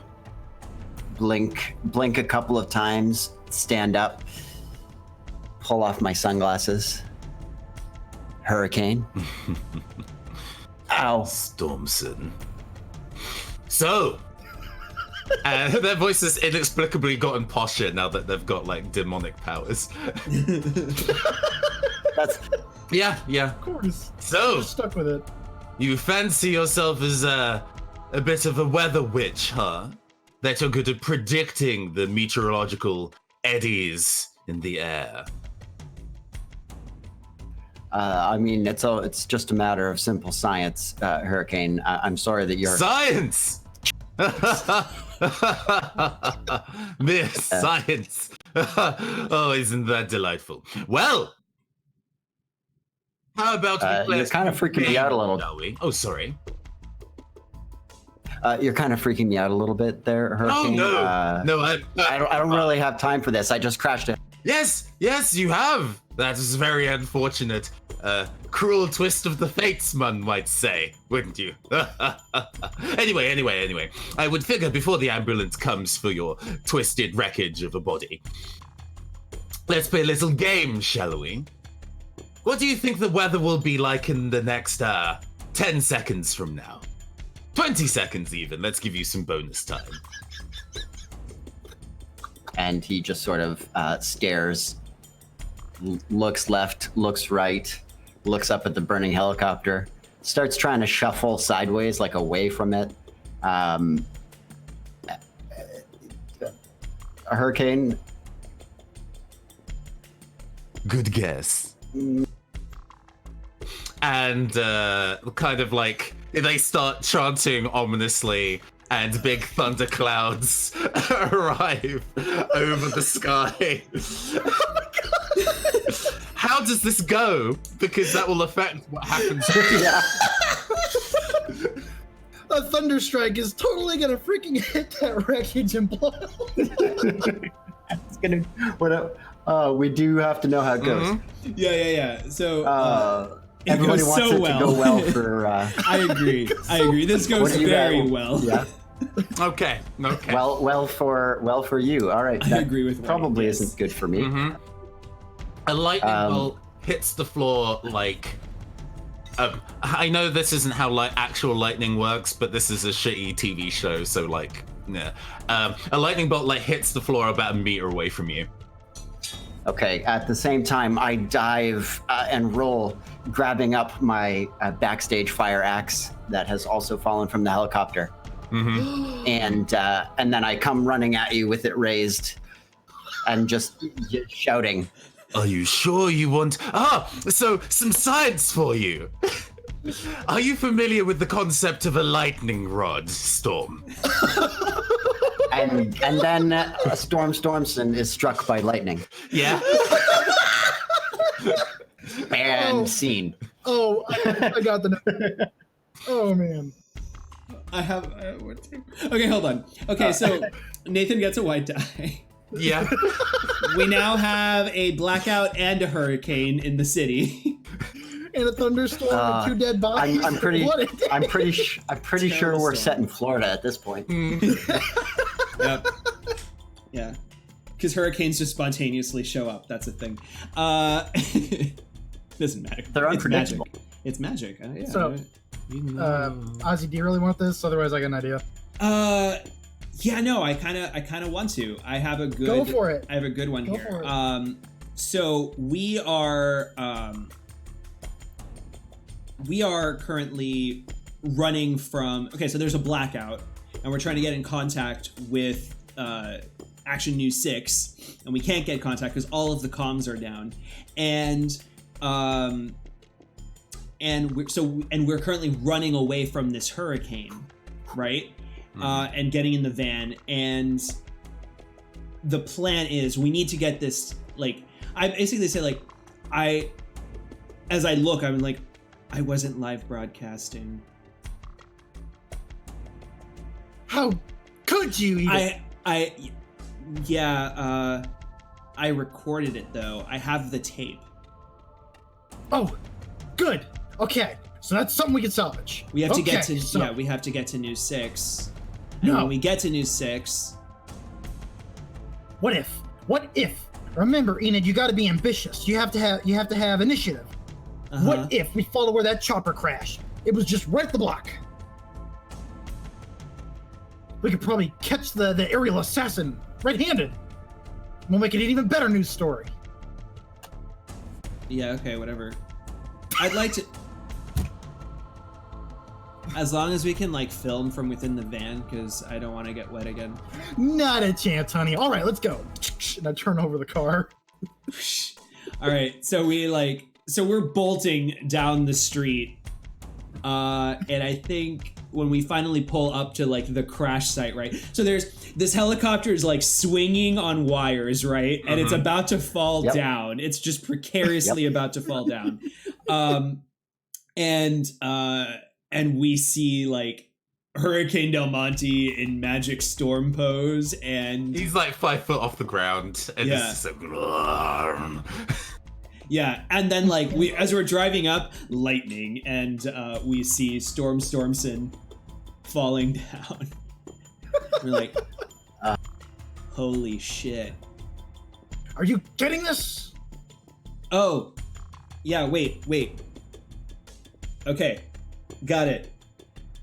Okay, good woman. I'm gonna go out there. It's good to see you again, Mr. Dandyman. Sizzle. And it's like, so we see you sizzling there, holding the axe. You're probably like stuck like in that same position, like your body just paralyzed with it. And I'm like, come on, get this. We have the assassin. He's right here. And I'm pointing at the crispy body, and I'm completely ignoring the weatherman. He's unimportant. Meanwhile, Enid, because since this is Enid's scene, she's gonna look over at. She's looking at Hurricane Del Monte, like just confused, and like, what did you do? You must remember something, Enid. Reading is fundamental.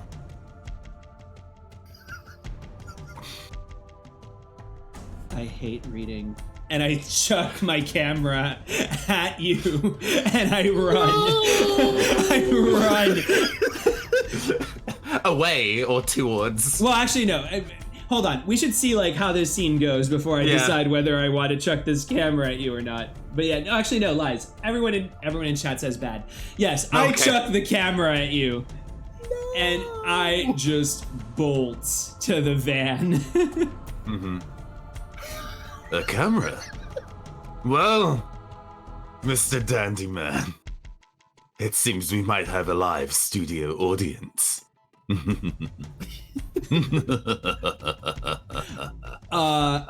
are you again? Ooh, wait. I wanna start dragging Storm I wanna drag Storm Stormson to the van. I'm gonna try and rescue him. Corpse?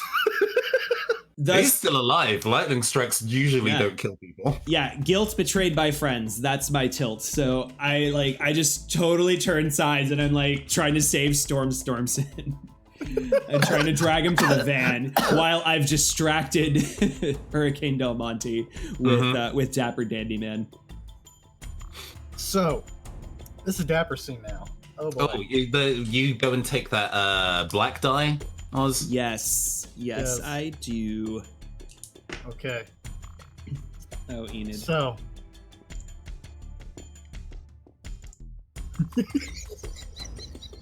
What scene do you want to do, Dapper? Do you want to establish or resolve? Oh, I'm gonna establish. All right. It's resolve actually. So, after just losing the camera and just losing like the craziest, most amazing story that could have made me rich, and it got thrown away with that camera just crumbling into pieces on the sidewalk as it was thrown. Oh, it's broken. Shit. It's broken. Mm-hmm. It's a broken camera, and the film is just trashed and tattered. Even more to the point, the helicopter falls onto it. And in my anger, I look. No, and like my life is going down the drain. like Enid just destroyed our camera, our big story, and everything. I look at the axe that got dropped and left on the sidewalk, and I'm like, Enid, and I pick up the axe. Oh, time for a little payday today, and I just start running after Enid with the axe. It's like, you ruined my life, and I go for the swing. Oh God, does this go well or badly? Doesn't go well. I think this should go badly. I would think it should go Badly, well. I don't think it'll kill you Yeah. necessarily, but I think it should definitely go well. All right, I think badly for That's My two part. badlies to one well. What does the chat think? This we got goes two well. wells. Mm-hmm. Yeah. Yeah, plus I don't get it. I don't get a say because I'm being attacked. So it goes well, I guess. We have All right. majority well. All right, so you're getting a So- white die.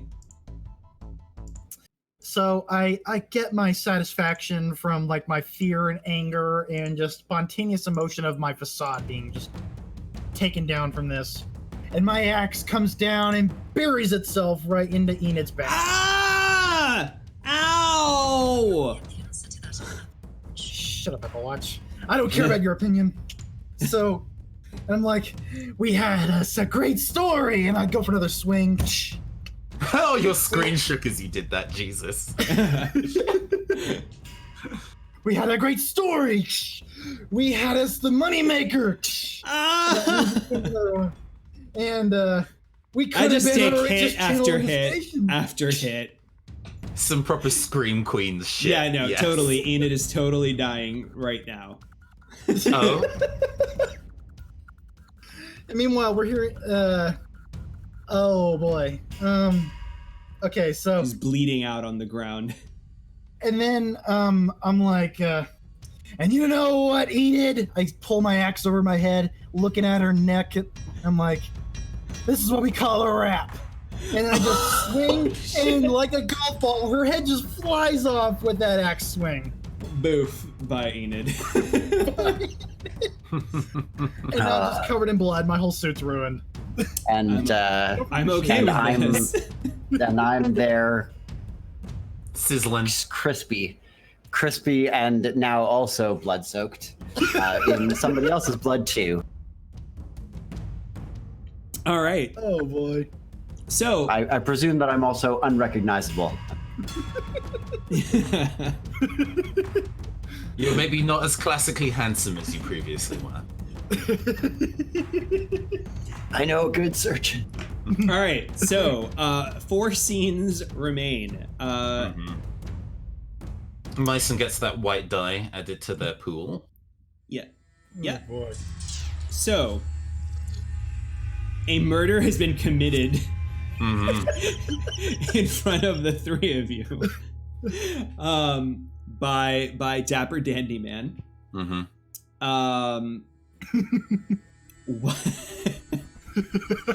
What happened? Okay. Storm is passed out, probably getting coated in blood. Might even be what wakes him up. And and Hurricane's like, geez. Probably. Oh, actually, yeah. Depending on is there anybody to take a scene and round? Because I have an idea based following off that. All right, I think this is the final round now. All right, cool. One more round. Yes. I got one away from this moment that I'll just play off. All right, let's close this big for now then. So Hurricane is kind of like, Miss Nodsmith, I don't think you're quite done yet. There's still a story to finish. And Hurricane does a different demonic chant, and a kind of like spell circle appears on the grass beneath Enid's head with attempt to reanimate. I think that this should go well. I'll let the floor Yeah, decide yeah. about how this goes, but Because, oh man, chat, we need your help. Oh boy. I'd say this goes poorly for everyone. Are we about to start the zombie apocalypse? Oh, you want it to go badly, Insane Flax. Yeah, okay, chat. No. So does Sleek Silky Mitts. Bad. Bad. Okay. All right, everybody wants bad except. So, okay, in the circumstance where it ended well, I was going to kind of command your newly reanimated head to go and do a forcible replacement of Dandyman's. But since that's not the case, I guess you're just a free, incredibly violent agent now. Yes. So, Hurricane is like, arise, replace your previous master. And then, like, Enid's body his body's been severed, like, the hand just reaches up, it grounds the floor, and drags itself towards her head. And then it just, like, magically reconnects, and it's just like...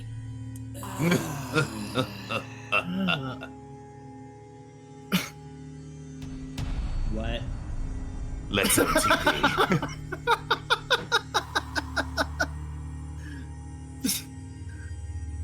We shall begin the ritual for the final prime time.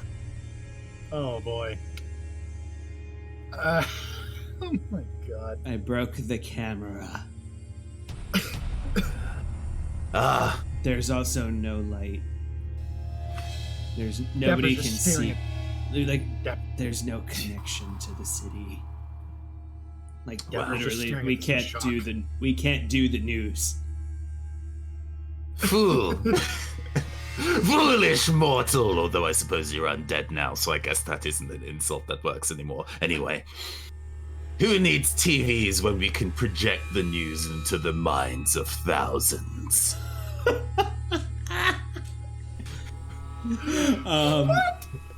This is the end of my scene, by the way. Feel free to react to that as you will. Oh my god. What is happening? I don't know. It's amazing. Bitch, you thought. You thought.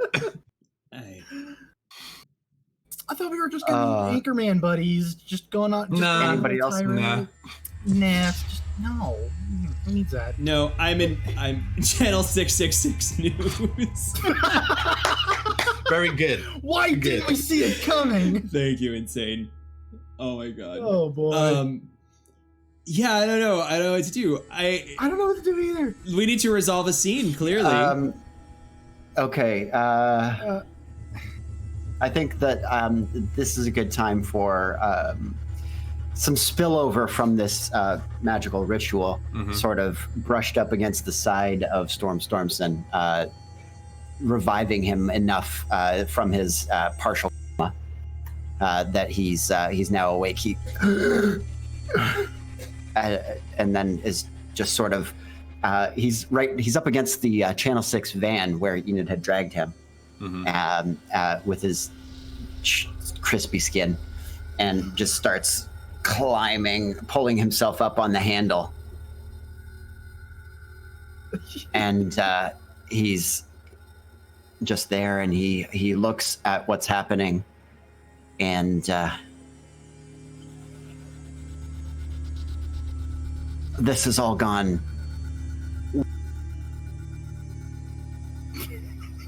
This is the crispy one. He's very hoarse. This has all gone way too far, guys. I don't even know. I don't even care about the weather. Yeah. Haha! I made you say it finally. Wait, brother, is that you? Why are you so crispy? How are you alive? People don't always die from lightning strike. Enid's half dead. Like, so normally her usual persona was always half dead. Now she's like 3/4 dead. So she's like, she just looks at at the van and starts stumbling towards it. I think at this point, Stormson looks at Enid and says, "Oh my goodness, what's happened, Enid? I've always loved you. What have they done?"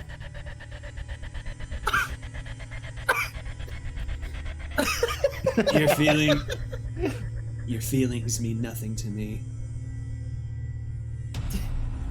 You're literally a horrible fucking person. And then he sort of, I'm in immense pain, but that sounds fair. And then how's this going to go for me, basically? Poorly, of course. Well, we'll see. There's only one more bad result left. Oh man. Chat is currently saying, well, I see one. Yeah. This is a workplace romance, so I guess. No, it's two different workplaces. Yeah, it's some proper Romeo and Juliet shit. You know, where they both died. All okay, right. So that's two well. What do you guys think? You're getting the weight. You're getting the weight there. I think good well. Okay. Sure. So I think to which if you cannot love me, help me defeat her. And then I'm going to. Seriously, I was going to offer her a cushy job. A living wage. Channel 11 rules. And then I'm verklempt. I try to fight. She just looks between Hurricane and Storm. And meanwhile, I'm just standing here with my blood-soaked axe, just staring in disbelief at this nonsense that's happening. Mother will be very disappointed as I punch Hurricane in the face, and that's cool. I'm gonna end it right there. He brought me back to life, though. Like, she's just gonna. Yeah, I think Enid has to make the choice to stomp over to Hurricane. Yep. Yeah, that impact, that fit. Your impact goes all the way through. And you're like, wow, that was super easy. Hurricane like flops out of the air and their body like ragdolls on the floor, book open. A book falls open. Okay. You know what? I'll I want to do this scene. Okay. So zombie Enid looks at the symbol that is on this book, and suddenly all of these truths start pouring into her head, and she realizes that the Del Montes have caused all of the pain and suffering in Smalltown, and she no longer feels indebted for being brought back to life. And she's going to pull the tape that she salvaged from the camera of the murders, and she's going to run after the. Should she run after the van or no? Wait. So did you already drive off? No. Storm. Nobody. No, Storm went and punched Hurricane in the face. Gotcha. And I believe that his brother is currently standing there, breathing heavily, holding a bloody axe, and basically being stunned by this situation. Yeah. So Enid's going to turn back and say, "Wait for me." And she's just like suddenly like rage zombie sprints like and literally like latches herself onto the van and like go.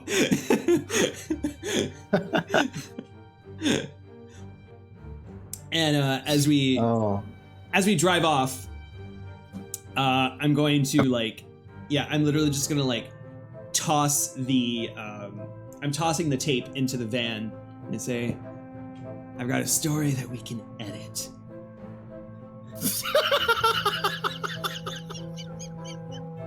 But I want a job at Action News 11. I want to work there forever and ever and ever. If I don't go into shock, we're both going to be filthy. Oh my god. Okay. Yeah. Okay. Chat says white. Yeah. Sure. Perfect. All right. Gotta support that zombie hustle.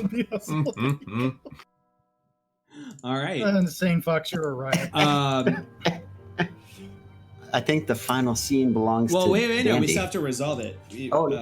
It goes well. So so I guess, would you agree to my terms?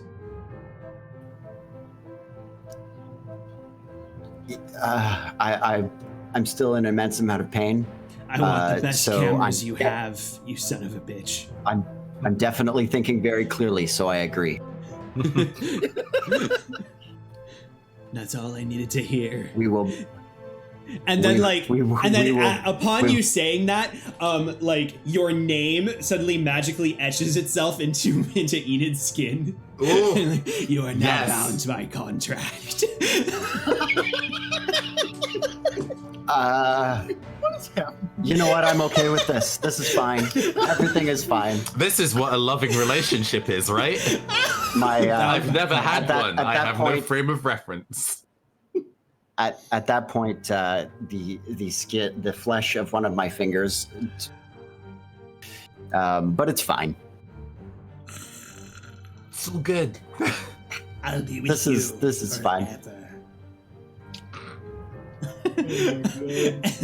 All right. So, last scene goes to Dapper Dandy Man, and the die, even though it's black on the table, is actually a wild for being the very last scene. So, oh boy. Oh, criminy. Do you want to establish or resolve? You are currently holding an axe, bloody axe, and Hurricane Del Monte just got walloped in the face. So Storm and Enid, zombie Enid, have zoomed off with the tape. in the Channel 6 van. Okay, I'm gonna do a little resolve here because I had an idea in mind. So, as they drive away, and Dapper Dandy Man, he's just not looking so dapper anymore. In fact, he's looking like a bloody man. Unless you call being covered in blood dandy. Meanwhile, some police cars and an ambulance were on their way. It was originally just starting for the helicopter crash. That was kind of it. So, this one guy is driving up the car. So, two scenes are happening at once. So the cops are coming. They're driving down the highway. They're working their way here. They're about to round a corner. Meanwhile, that resurrection spell, it was like citywide. So there's two bodies that just like splatted on the ground back in that alley back there. They've already risen up, and they've already started wandering their way toward the source of the magic. And they probably chomped on a couple of people on the way there, creating more zombies or something. And the wind and the storm is picking up to remember the hurricane. The storm is picking up. And they're just emerging out of the alleyway. Dapper is just still looking over across at that. And the cops suddenly show up. So as they've kind of wandered and hustled in there, I don't know if this is really happening. I'm still in shock. I look at that book that drops. I look at Hurricane. I'm like, I don't know. I go over to that book that I think is causing problems right now. In my shop. Read it, motherfucker, I dare you. And I take the axe to it. I just start chopping it. Mm-hmm. I just start hacking and chopping at the book, hoping everything will go away and fix itself. So I chop and chop and chop and just turn it into like little itty bitty pieces of paper.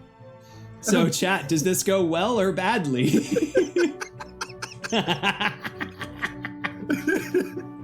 Do I?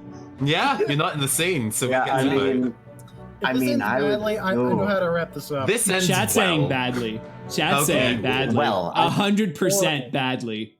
All right, so now what kind of happens is when I get that last axe hit in, the spell ends, and the two zombies' bodies that were hustling over, they just like slump over to the floor. Mm-hmm. They're just like dead on the pavement there now, and I'm like, yeah, I saved the day.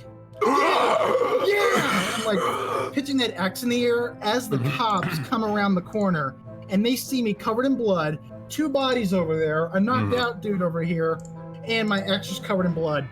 And so the cops go up, they bust out their guns, and they go, freeze! Pointing at me. And I just turn to them with just this horrible look in my eye, and I just go, I was just trying to catch a story.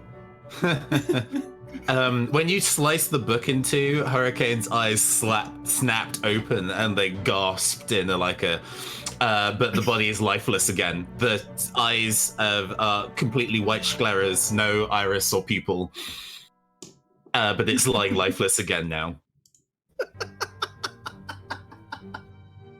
So that's how it happens. I'm framed for murder, double murder, and chopping up a book. How could I? Excellent. I've committed people murder and book murder. So, Don't. It's not quite the end yet, because now we get to roll on the aftermath table. So we do the same thing as we did with our tilt table, where we roll the number of black dice, then the number of white dice, and subtract the bigger from the smaller number, and then we're going to see what we get on that aftermath table. We compare it to the results there. So get rolling. And the bigger number, like the number that you end up with, should be, or rather, sorry, the make sure that you identify, like, your first one is black, your second one is white, and then whichever one is the greater is, because there's numbers for black, or results for black and results for white. I don't know if that made any sense. I kind of rambled there. No, I got you. So you said, take the highest amount from the black die and subtract the first one's black. The first result is black. The second result is white. Once you subtract, whichever result, black or white, was greater, that's the color of the result. Actually, this is perfect. I like this ending. I don't understand. Okay. Like, so for example, I rolled an 8 black and a 2. Oh, sorry, that should be a 3d6. Oh, good. Okay, so I rolled a 12 white and an 8 black. So 12 minus 8 is 4. My white result of 12 was bigger, so I got a white 4. Okay. So go ahead and let me know what you got. So I got a white 1. Okay. I think, if I did it right, that I got a white. Yeah, white 5. And Myson? Assuming I'm doing it right, I apparently have... Yeah. 13 minus 4 is 9, right? Yeah, black 9. Black 9. Oh boy. All right, so let's look over the results. So, in the aftermath, a black 9 is nothing to write home about. Back to where you started. Maybe sore and broke, just like yesterday and tomorrow. You probably learned something though, like how to do it right next time. So things actually work out more or less for you. White 1 for Hurricane is dreadful. You are certainly dead, probably from a self-inflicted wound. People you care about are also probably dead, maybe through your own stupid, ugly failure. And to say that you fucked up is an insult to fucked upness. Pretty much. You have redefined the term. A white 4 for me is bitter. You know what it's like to be utterly crushed, casually brought low, forced to eat your own words, and stand mute and powerless before your enemies. They gloat, and you are helpless.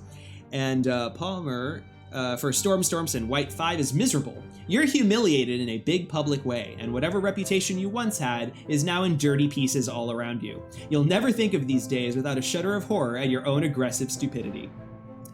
So, now the aftermath. What we do is we, based off of those results, we will do kind of like little montage bits. So you spend a black or a white die, and you say like, this is me, getting arrested, right? So you might spend a black die for that. Or this is me getting a job at Station 11. Then you spend a white or something like that.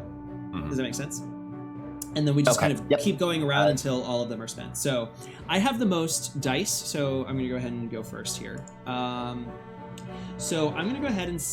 Let's see. So I end bitter.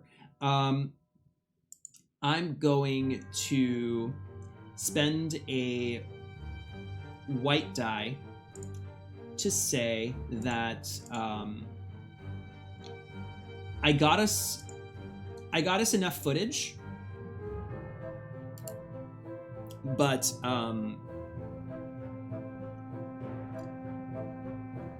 wait, I got us enough footage to edit the situation as though, and basically because of the axe wound on the first body from Quentin, and the fact that Myson was carrying around an axe, we were able to piece together the reports of that capture to this piece of footage. And we currently have this story ready to go. But once the blackout has been lifted, once power has been restored. Nice. Okay. Nathan. Yeah, I'm going to spend one of my black dice to say that book that was destroyed by Dapper Dandy Man was the last arcane tome in the Del Monte line of news necromancers. And now journalistic dark arts will never grace this planet again. So white die spent. All right. That's a black die spent. Oh, black die. Yeah, that's bad for Del Monte. Right. The lineage ends here. Myson, you have the next. So I'll go and spend a black die. The cops they see enough. They go ahead and haul me in for questioning. I'm like, wait, you can't do this. I'm Dapper Dandy Man. You can't do this. And then shoving my head in the car, and I get driven off to prison, where I'm going to spend a little bit of time there, and just wonder what the hell happened to my day. I just went out to get coffee. Damn it. Palmer. Let's see. I'll spend a black. I was horribly struck by lightning and did not receive appropriate medical care. So in the short term, that results in some infection and permanent damage to my face and vocal cords. Oh boy. Oh. Oh boy. I'll spend a black die to say that on the cutting room floor, Steve, my buddy who likes his coffee black, steals my footage and breaks the story instead of Enid. Oh no. Yeah. Oh snap.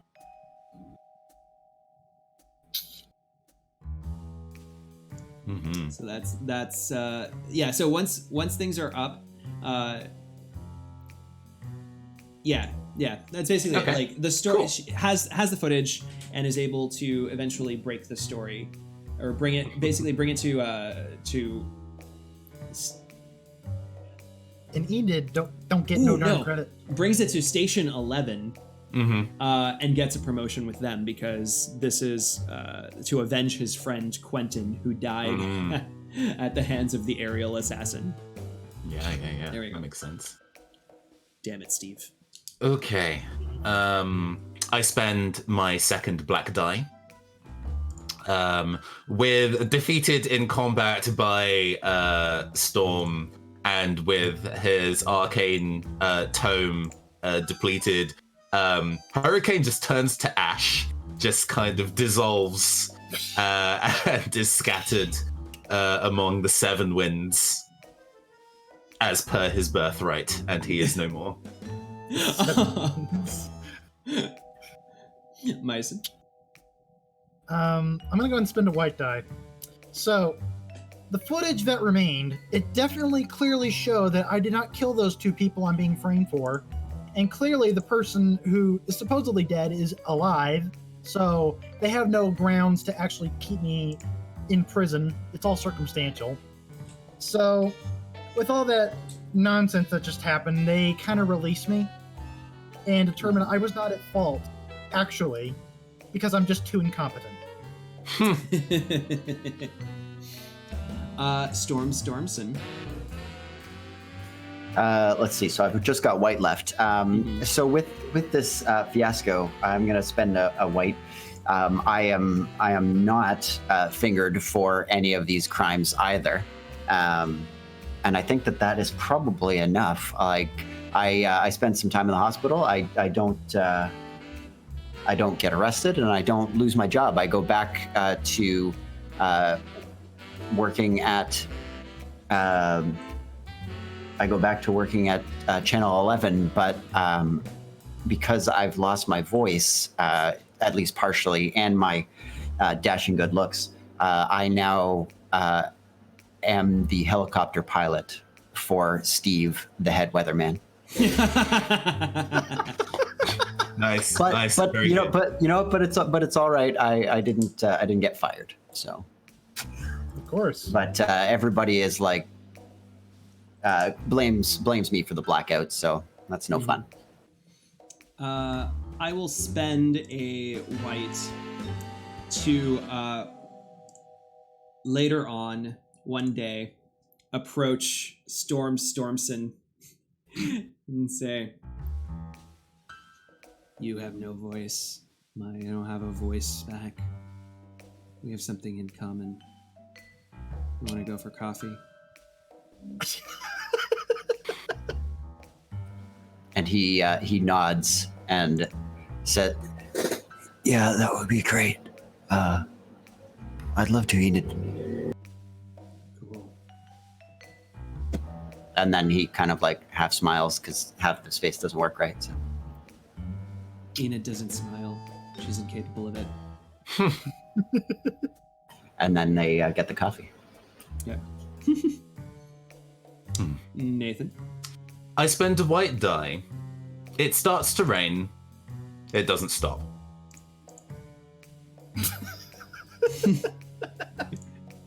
Smalltown, the place where it always rains.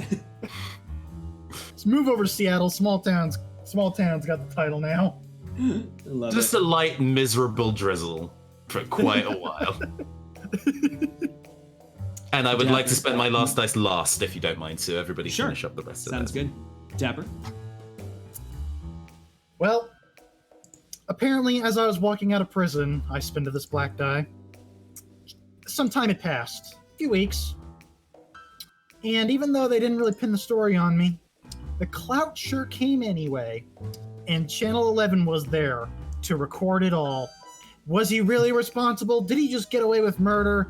Is he just a psychopath? We'll never know, but we sure do. But then he just kind of goes home to work. Finds out he's fired. No. Oh, he just the station just kind of ran out of money, and it's closing down, and he got fired because he's just too he's got too much of a bad reputation right now. Mm-hmm. So now he's homeless. Oh, he You know you lived got in the one of the- station. Oh no. You know you got one of the good endings. Well, I didn't get arrested, and I'm not dead, but you know, sure. it's just Fair enough. all my fame is gone. Fair enough. All right, so then that means I have to do worse than you. Let's see. Utterly crushed, casually brought low. Stand mute and powerless before my enemies. All right, my black is going to be that I am. Unfortunately, the words that have been etched into my arm magically, my contract with Storm Stormson has also meant that I am now under contract, basically obligated to be the through weird demonic loopholes. I can no longer attack. I can't basically do anything to Steve, and I have to be the camera person for Steve for as long as Storm Stormson works for Steve, and therefore I just stand there with the camera motionlessly while Steve gets all the glory and fame. Steadiest handycam shot you ever did see. Yes. That rigor mortis, huh? It's the best Steadicam you can get. Best tripod. All right, so we're skipping Nathan, Myson, or Palmer, whoever would like to go. I will go. So I have a white left. So despite my public humiliation, my horrible mutilation, and my demotion, white die, mother still likes me better. Well, that makes my black die easy. Mom likes me less. No, I'm not doing that. So thankfully, with my black die, I still had some money. You know, some people like me. Ish. So, with my tail tucked between my legs and knowing I can't go back to Channel 6, I just kind of accept that this just kind of happened in my life now. I'll never get to break that big story. I just move on. And I walk in through the doors of Channel 11 News with an application, and I just hand it across, and I say, Ted Tenderson here. Can I get a job? And then let's see, for Enid, last shot is Enid and Stormson coming home after another grueling day of work, and says, you know, I think I've grown to not hate you. I don't hate you too, Enid. Stay the fuck away from me. Yes, ma'am.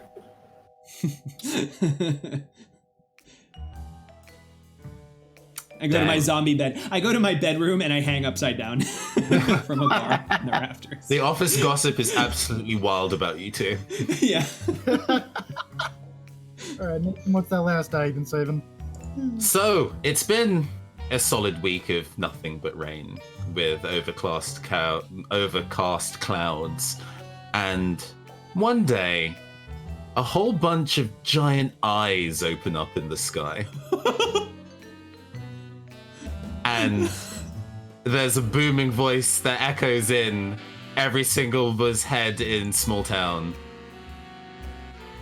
This is the evening news with your eye in the sky, Hurricane Del Monte.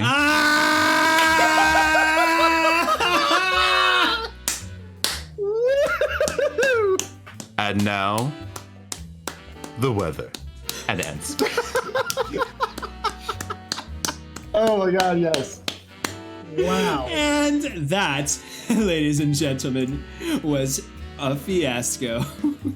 Hey! Oh, was it ever? No, thank you everybody for joining us tonight. Whew. We will be Channel 666 News. Yeah, the last two sixes just got knocked off somewhere in the process. Yeah. I don't know where they went. Well, they're back now, bitch. It's Raining Men start playing over the credits of the movie. Oh man, that is not where I thought this was gonna go, and it was everything. So, how did we like it? Those who have not played Fiasco before. Oh, that was fun. I am so glad. My interim review remains the same and is strengthened. Why didn't we do this before, and when can we do this again? Fiasco fucking slaps. It's so good. It's so good, so good. So if you're interested, those of you watching, go to drivethroughrpg.com. Go and look up Fiasco. You can get it for pretty cheap.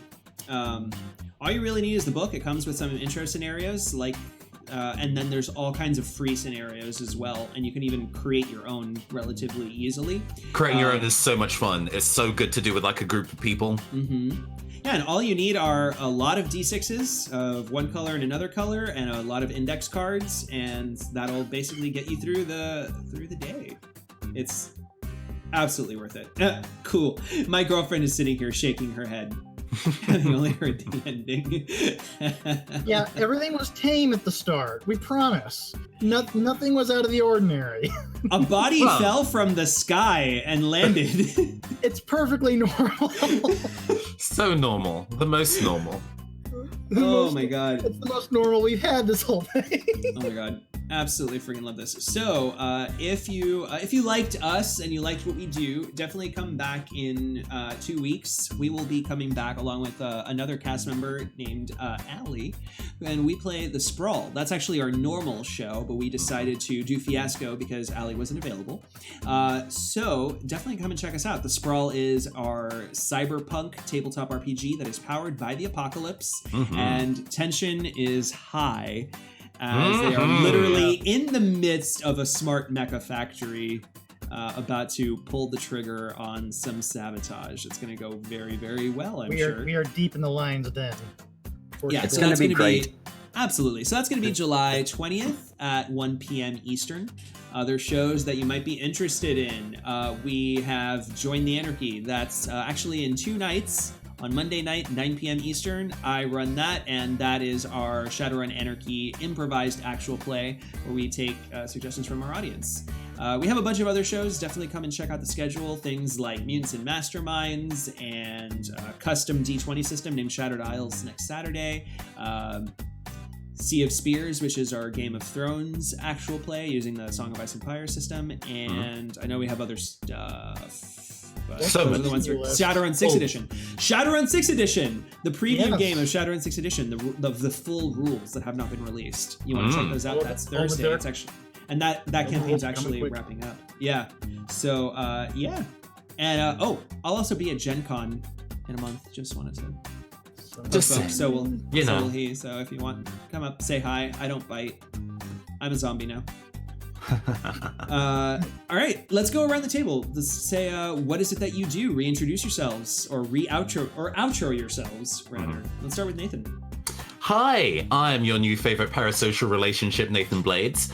I run the Shadowrun Anarchy and other cyberpunk system podcast, The Talent Agency, queer cyberpunk voguing action. It's great. You'll also see me on the Sprawl playing Geppetto, and you can tell me what your favorite demonic spell is on my personal Twitter at Phantom Arts Ent. That's Phantom Arts ENT. Yes. Palmer. I have been Palmer, and will probably continue to be after the end of the stream. I produce Radio Free Detroit, the in-character Shadowrun troll philosophy podcasts. We just finished a huge crossover with all the other in-character podcasts called Blackout, which has tie-ins to Shadowrun 6th Edition lore. And we did that in the style of an audio drama. Everyone should check that out. If you want to know more, you can check Twitter at Ziggy that's DA in the middle. And I will link the podcast in the chat as well. I wonder who plays Ziggy the Troll, that handsome guy. Who is that? Mystery. Who? Oh, me? Me. I don't know.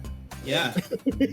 I had you know what? Okay, I bitched a lot during that process because I'm like, this is 30 days of recording, but it came out like every time I listen to it, I'm like, this is what it was for, and I'm like really proud now. So sorry about the constant bitching.